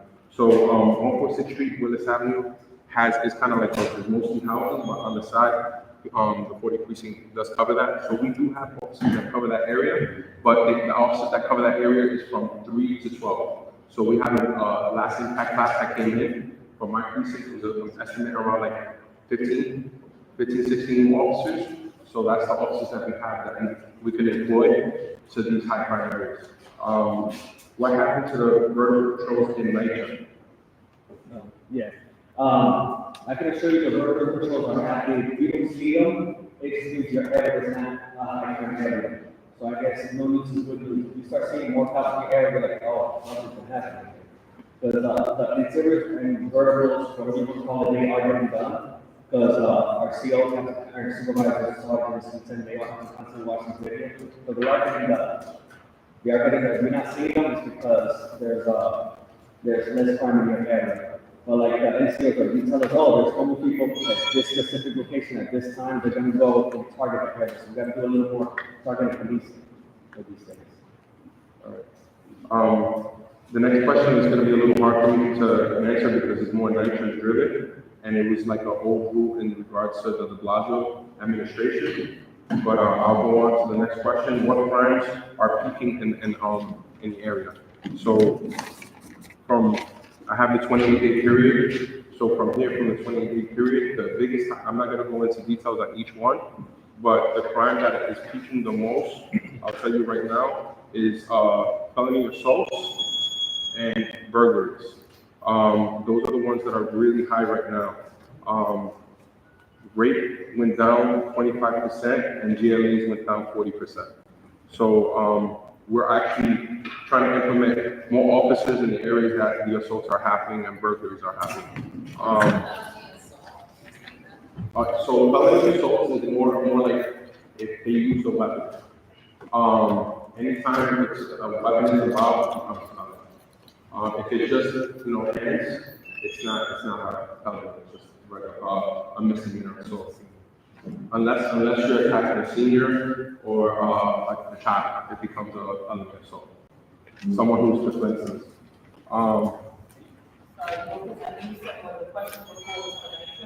yes. Okay. Yeah, the question is something about 52 million or earlier. That's about my figure, but that's hard. I haven't seen that at all. I mean, the vehicle activity is kind of. I'm sorry. They said 3.4 million was supposed to go back to 14 or something. I don't know about this. This is a couple of pages. These things. Yeah, so I can talk about what I can talk about. We've had in the Patterson area, a string of robberies, they're targeting food deliveries. So each Patterson, you guys order food, they might want you to come back with and stuff. Because people are ordering food and it's kind of waiting for them to have the buildings and attack. That's basically what's going on. And it's funny that they've gone down because we've done a lot of outreaches and stuff. That's a lot of reasons the GLAs were happening because people were like, oh, let me go to the store real quick, but I don't want to my car. They go and come back out, the car's gone. So people aren't hacking the cars and breaking windows, just people kind of leaving their keys inside these cars. But as people get more knowledgeable, it's happening a lot less. So we're getting Oh, someone has this. All right, so I just have a little bit of things to report. All right, so on April 15, 2 males were shot in front of McDonald's, 2798 East 149th Street. One person was arrested in regards to that. It was two guys that got shot, and one passed away in regards to that. There are increase of car break-ins, but the break-ins are happening in locations where it's like more business and it's not well lit.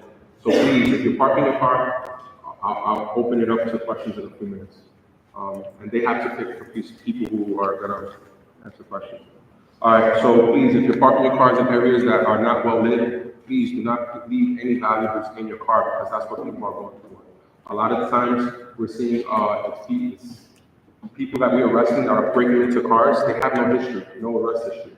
So that means they're probably new to the United States. All right, I'm just giving you a heads up when it comes to that. Another thing, this month we had an infant that passed away. We thought it was the car break-ins. So the people that are breaking into the cars, when we arrest them, we find out they have no arrest history. So if they have no arrest history, that means that they might be new to the United States. But that's not automatic. That's not automatically what it means, but we're just finding that there's an increase of crimes, and those increase of crimes that are happening, we don't know these people. They have no arrest history at all. All right. Another thing, we thought there was something, a foul play happening. There was an infant that passed away. It was a newborn.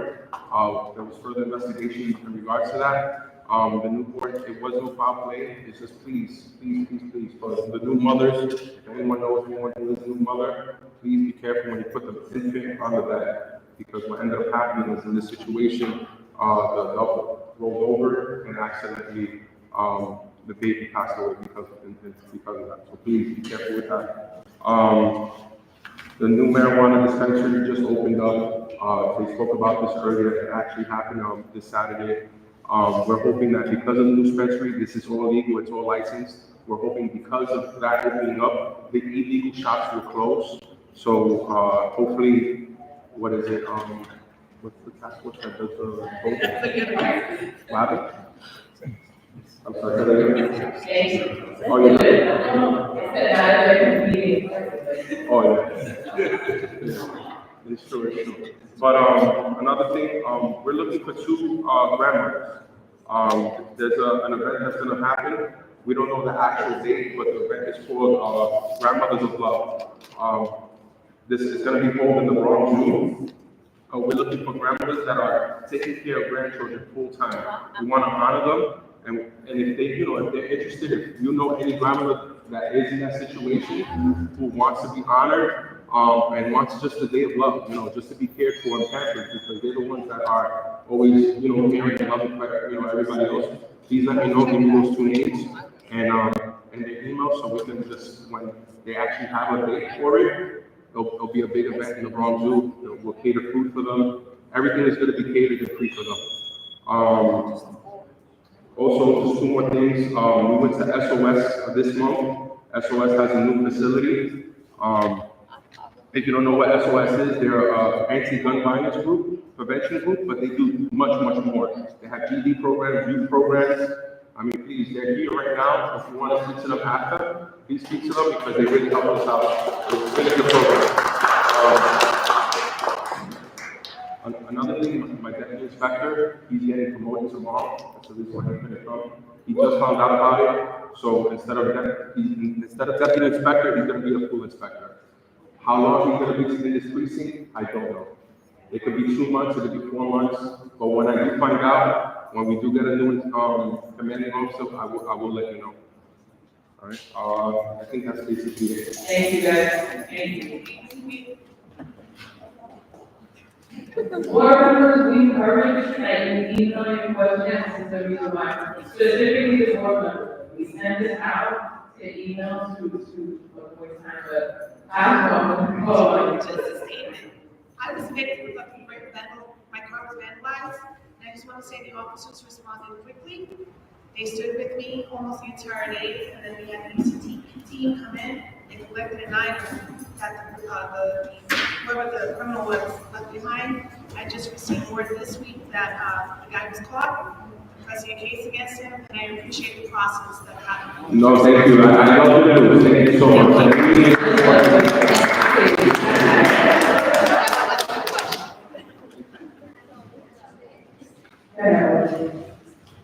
Today, we're gonna announce the Broad Street parking of the police officer's vehicle. Is that in effect as of yesterday, or they're gonna start that tomorrow? I do know that it's a big topic in the news. That I do know. I can't give you 100% answers on that, but what I can do is I can give you like an answer from my personal experience. All right. So for instance, on any given day, we have 200 officers that are working. We don't have enough parking spots for these officers. So these officers, we're trying to park legally, but it's hard for us because we have to rush, go to roll call, then wait for the other two to leave, then move our cars, and that's less officers on the streets. But,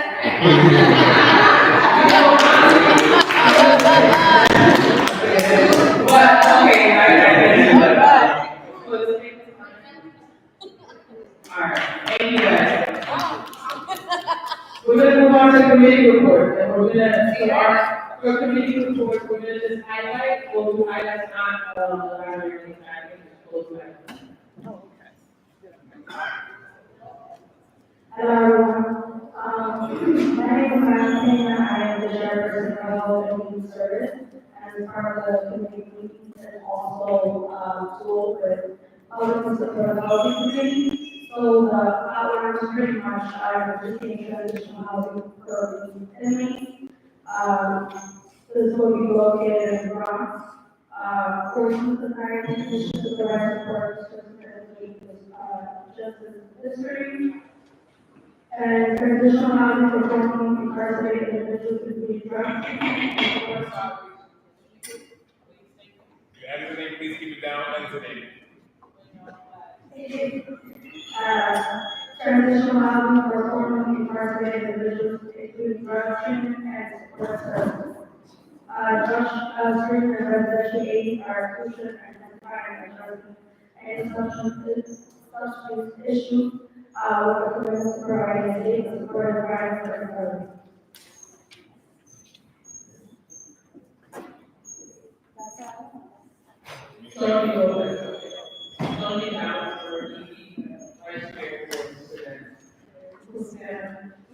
Hi guys, my name is Leslie. You also call me Les. I am the vice chair of the Tax and Comms Committee, and Sanji Lopez is the chairperson. So just to go over what we went through in our last meeting, we talked a lot about, technology that's still needed to accommodate what we're trying to do with social media, how we can live share, make it accessible. We also talked about new technology that we want to experiment, things called like the owl camera, which detects voices and faces, and will make our live streaming more sensitive. Right now, we're just doing this. We also talked about, hosting in different spaces, larger spaces, and also some money that's coming into this technology for, interpretation. So we want to be more accessible to our community, that everyone speaks a different language, everyone knows everyone who doesn't speak English. So we're trying to invest in some nice technology for that, and accommodate our Spanish speakers, French speakers, and we will tie it in with our immigration communities to tell us what languages are used in the district. And then we talked a lot about audio quality equipment for local programming and local productions. And other techie stuff that's on here that I don't know if anyone is interested in, but if you have any questions, we can talk later. But for time's sake, we talked about social media guidelines. So right now, we are posting what people are tagging us in, so they can like, extra push of whatever events are going on. So if you are an organization that's having an event in, so you kind of please tag us at CP1 on Instagram. And am I going to say anything else? Okay. Good job.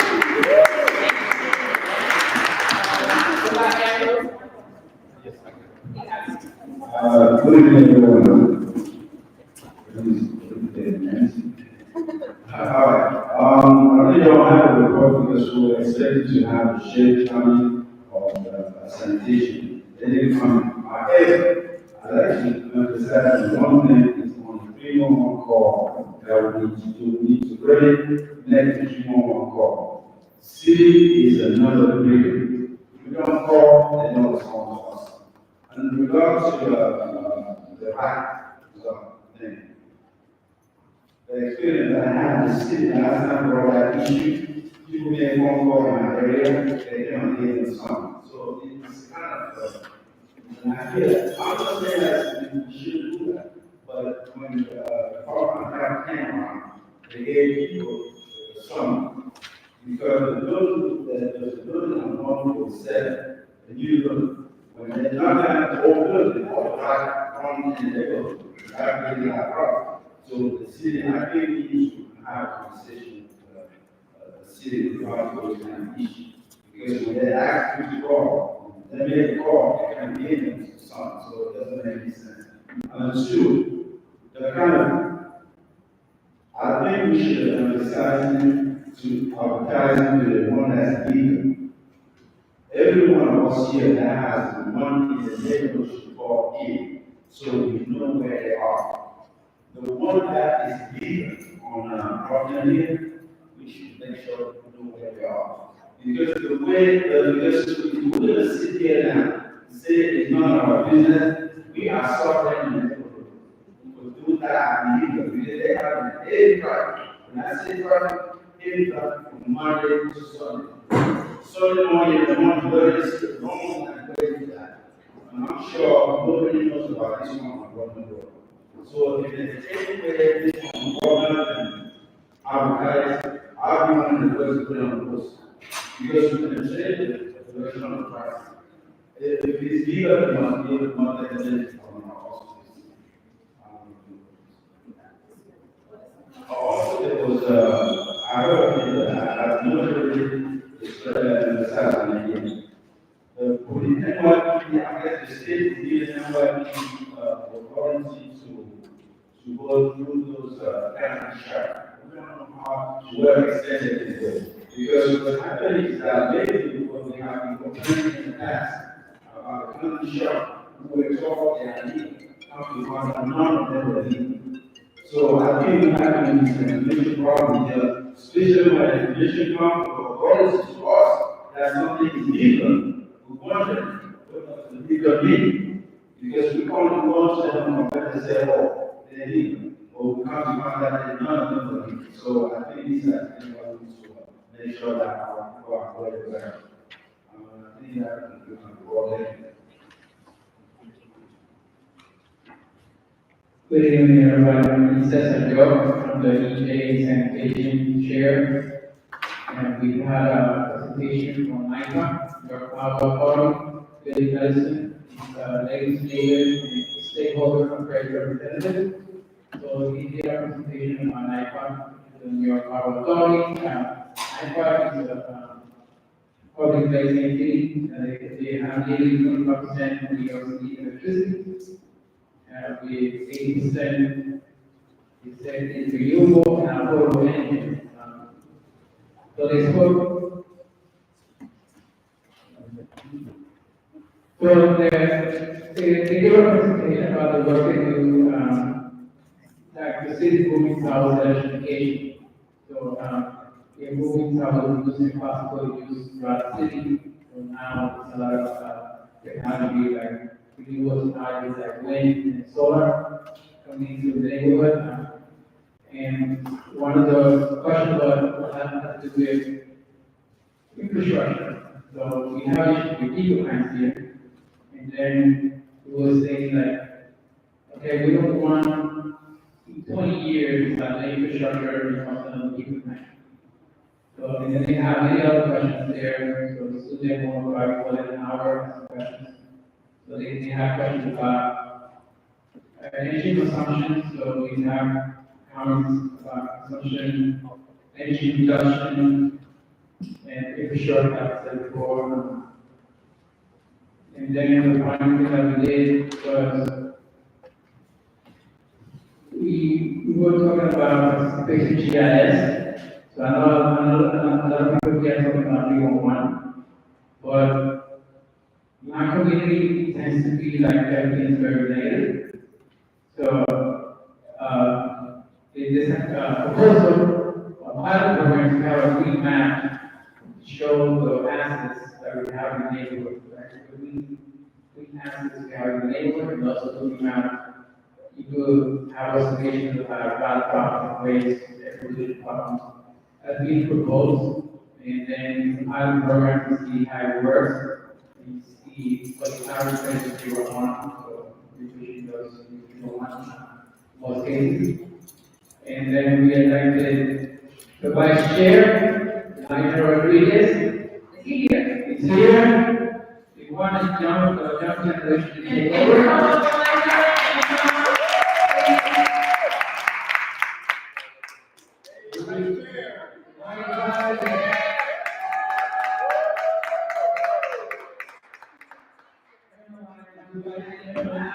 We want the generation to take over. These are some of the tools and I don't know if myself. My name is Rick Keach. I'm the vice chair of Power Justice and Education for Community Board 1. And it's an honor to I'm very excited for the future. And I'm the youngest chair. Yeah!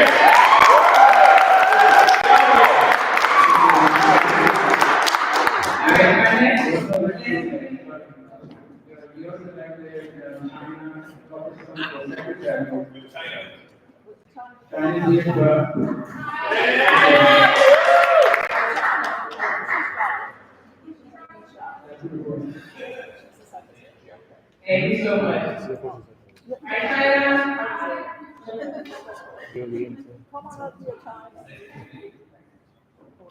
Senior Evening, and then we have the LGBT committee and immigration, and Evan. Good evening, everyone. My name is Josephine Hernandez-Burton, I am the chair of Senior Education Committee. At our last meeting, Tuesday, April 10th, the topics that were discussed briefly are we sent letters to 9 local banks, which we wanted to discuss the accessibility of services for seniors and disabled persons. We also discussed about price gouging at local supermarket and lack of senior hours and discounts. Scams that are going on targeting seniors, which I was happens to me all the time. And need for our tech support and communication committee to help seniors to navigate this area a little bit better. Discuss potential joint meetings with other committees and address shared concerns. Other senior issues, which were the post office, the bank services, with the campaign to improve services for seniors, activating a community space for seniors with activities and field trips, and to try and move our community meetings to become more accessible for the seniors in different locations, like actually going to the senior centers and maybe even parks to hold our community meetings. Community issues of concern were cleanup and advocacy for Rebel Implemented Park, the illegal vendors in the hub, and the NEO problems, which a lot of people have already mentioned today.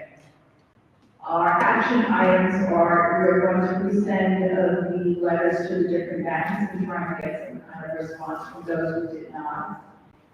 For our next meeting, we have invited the Department of Aging representatives and Access to Life, which seems to be a big problem with a lot of our senior population. And this evening, we already have the meeting head of the Third Avenue bid.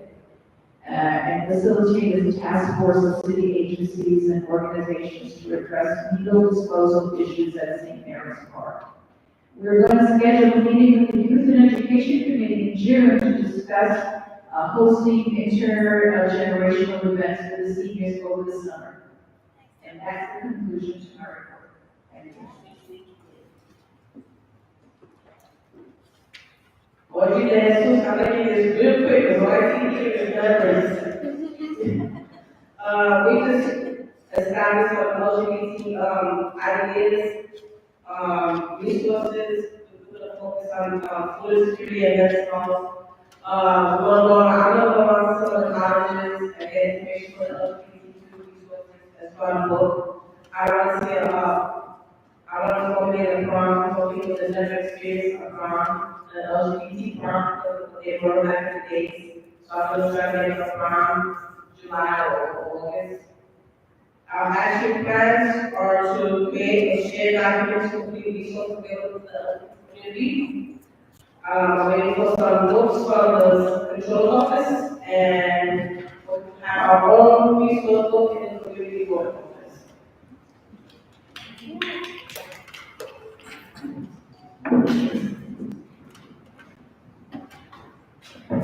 Good evening, everyone. I'm the co-chair, district leaders, and community leaders, and everyone. My name is Mohammed Hussein, and I am the chair of education. And I feel proud to be your gateway, main center. What I'm doing in the education community. It is my honor to privilege to introduce my chair. Last 19, she was with us community representative. She was in direct okay, what you can do students level, what you can be for our community, what you can contribute our community. I'm so excited. The energy, the speed, the knowledge, the wisdom, the thinking, along with my practice, and the I cannot keep it myself how he expressed, he had a better expertise in present. I hope that contributes a large portion of the Indian community because most of the Indian communities of African countries, as you know in history, those people was the colony of transport, diaspora, they cannot have access to the English language. And then I have a lot of things in my discipline that Pixar, you can see a bunch of people, they can speak English. Melody has okay, explain, he said, this is what, and the translate. Then everybody in the same page and find some issues. So what was the issue? The issue was the resources we have for the migrant community. And then how can we involve them? And I can say proudly that Madam Chair, the community board, she put some 4 things every Saturday, 11 o'clock to until 1 p.m. That's the answer to that a lot of people, immigrant people, neighborhood people, community people, they are doing that.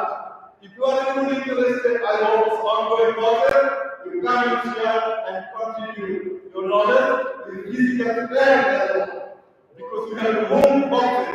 We have many things who are there with us. This is one thing. Another thing for you, if they need, as a national team, if they need something for the special investment, going to the supermarket, there is a lot of non-profit organizations. They are doing help. So there is a lot of things going on. And again, we can advise the government and others. We get the education community as a champion because we get together and we are the most wonderful gateway company for all people. Thank you all.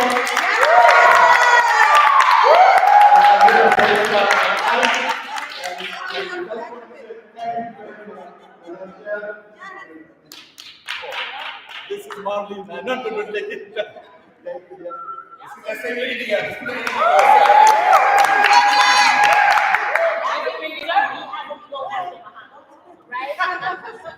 So can you hear me or should I use the mic?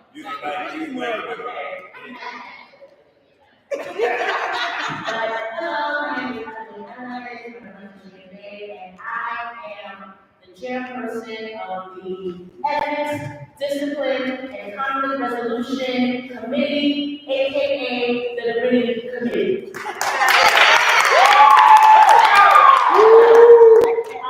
What we do is that we create spaces for people to navigate conflict.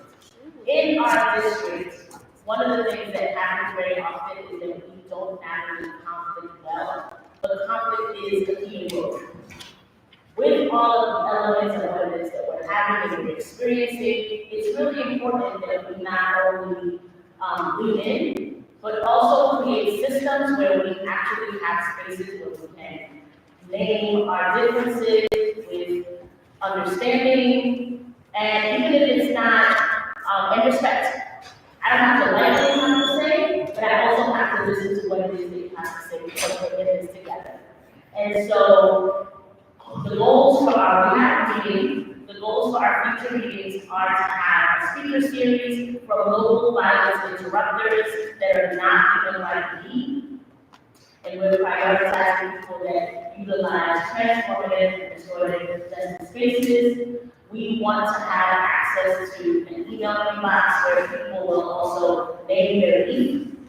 So that we can actually help them and set up times where people can come to the office and be able to navigate what is happening. So if you know people that are having these needs, like sometimes it happens amongst business owners, sometimes it happens to people in, colleges, right? There are spaces that we can create together to be able to invite people to act on their business. In addition, these moving to have a series of conflict resolution trainings that are going to take place in English, Spanish, and French. And so the idea is to also be able to recruit some of y'all so that you can join. We have talks about conflict, what it looks like, how we can resolve it, and how we can maintain peace in our neighborhood. Lastly, I was working on some of that Clarissa mentioned, or Chairperson Alejandro mentioned at the beginning, that there's going to be letters that are going out to people that have not been here very often, and that might actually cause a little bit of tension. So I was working to support people that might feel salty about the situation and figure out how we can collectively come up with a plan that invites them to stay on deck, to stay involved, and even if we have to, if they have to go in peace, because again, this is happening, that's also part of the process. So again, join us, feel free to send emails with your issues, and let us know what's happening, what types of consistent challenges you're seeing in our environment that need resolution and transformative and restorative justice. And that's it.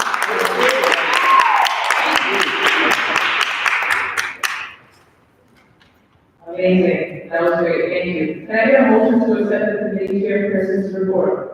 Do I see any hand? Carson makes the motion.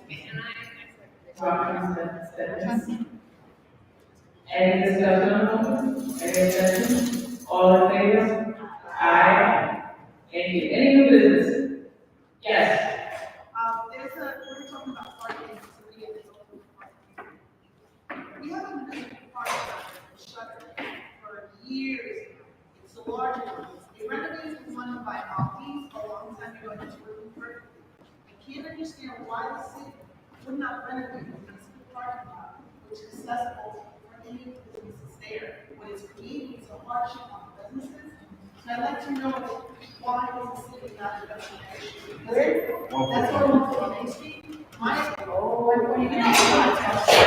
So we have businesses, there's a lot of businesses shuttering, they're not getting the commercial retail in.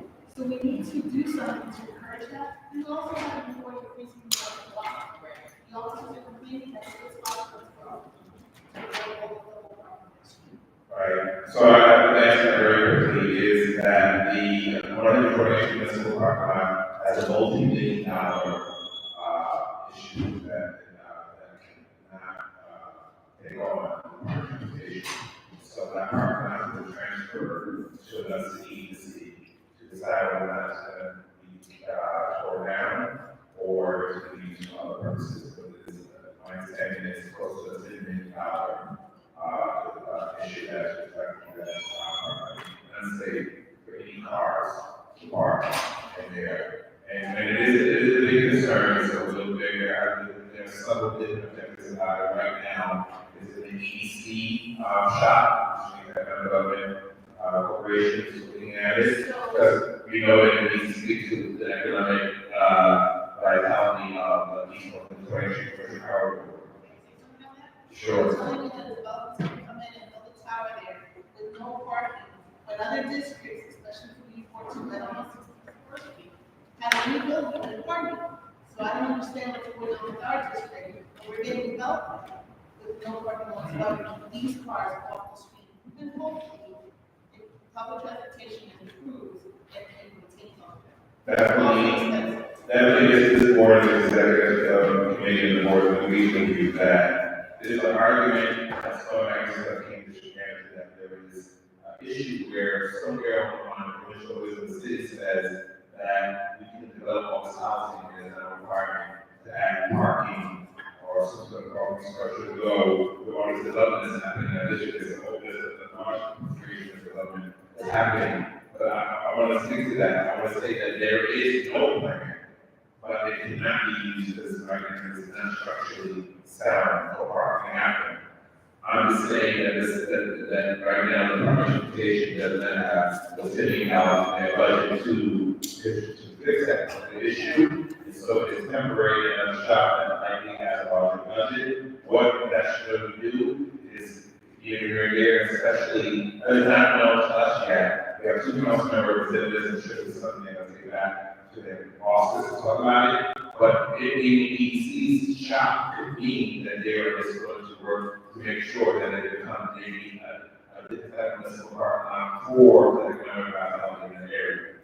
One more thing that you mentioned that is development, there's no parking development. That occurred with the last administration, where all the boards were against them doing that. Sure. Lots of pushed it through, and allowed it to happen, it was unfair to people who did not work. Sure, and also it is something that we experienced because we were the board that was being mostly developed in that administration, so we experienced that. And definitely we have to understand that, but repeatedly this board has passed resolutions to speak against that, so I want to say that. Secondly, in my PD was a new precinct, there is a parking lot, and others has been added to that precinct, whether it's comparable to what the needs would be, or the officers is something that is out there, but there is parking at that. So our agency will come East Economic Development Corporation. So can they come in? So we can talk We to can them? ask that as part of the committee first and then. Thank you. Thank you. You have more new business. Yeah, I get it. Yes. I would like to make a recommendation that we get help from communication chair Sanji. So everybody has a phone. There is an app, 311. It takes 1 minute on the app to file a complaint. You don't have to call, you don't have to wait for an operator, and they update it all the time. You can even get your parking inspect today, schools are closed, collections aren't scheduled, it tells you all the information you need. But we keep hearing that we're not complaining enough. And this week, we always the one who gets the job done, right? So I had someone from Richard Burton's office tell us that the Bronx has the lowest number of 311 calls in the 5 boroughs. So that's why we don't get stuff done, that's me, because we don't complain. But when things do get done, I recently had the Department of Sanitation inspector on my blog saying, oh, somebody made 311 calls, so I'm here to get tickets. Okay? So if people don't call, then they don't come out. I've heard that alternate sign parking is not being respected. Our streets are not being cleaned. Cars are not being moved because they're not out there giving tickets consistently. Okay, the city is complaining about money. They're losing hundreds of thousands of dollars from people. The illegal plates, they don't even bother with them anymore. We have cars on our blocks with illegal plates and no plates whatsoever. So please, make 311 complaints. And if we can get the communications director next time on the, one of these things and show us how to do it. Yeah. We can arm with that. Thank you. So the waterfront development plan, I emailed it to Clarissa, but I wanted to know if they're going to be coming to present the waterfront investment plan that's floating around the city, or at least the Bronx. Yeah, we're gonna ask them to come to the board. Yeah, they're gonna come to the municipal services. I just wanted to comment on the 3.1 app. They're saying that we're not making phone calls, but I have to say that they actually close our accounts or our cases that we put in, because they show up. Sometimes this is happening, like reported, they'll close that. So that information that's closed does not hit the data. So if they're only getting data on what's open and not what they're closing, then they're not getting accurate data. I've had a lot of them close, but not getting. You know, there's a database that we can go into to see 311 reports, and maybe we'll have a presentation on how to do that. It's called, the Open Data, website, and you can see all the 311 reports that we need. But also, okay, on business, any old business? Yes, and I will do this.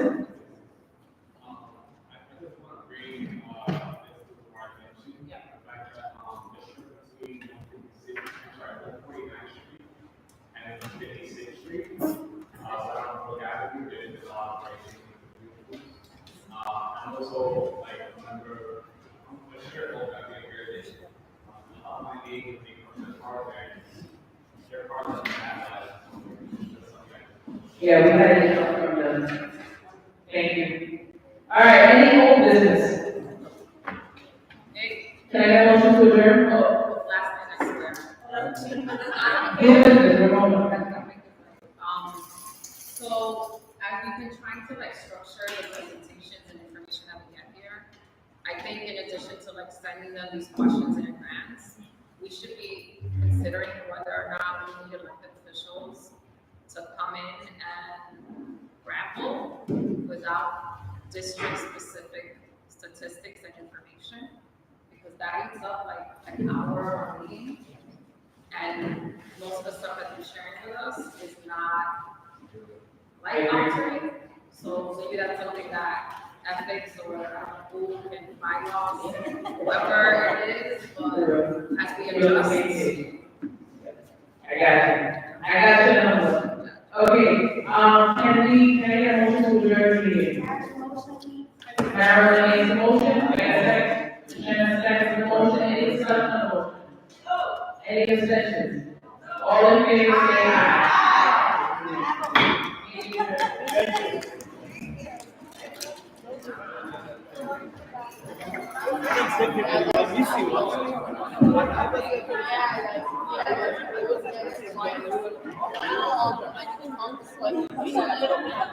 This needs to be turned up. Yes. I'm going to lose my secretary. She is contributing much more resources.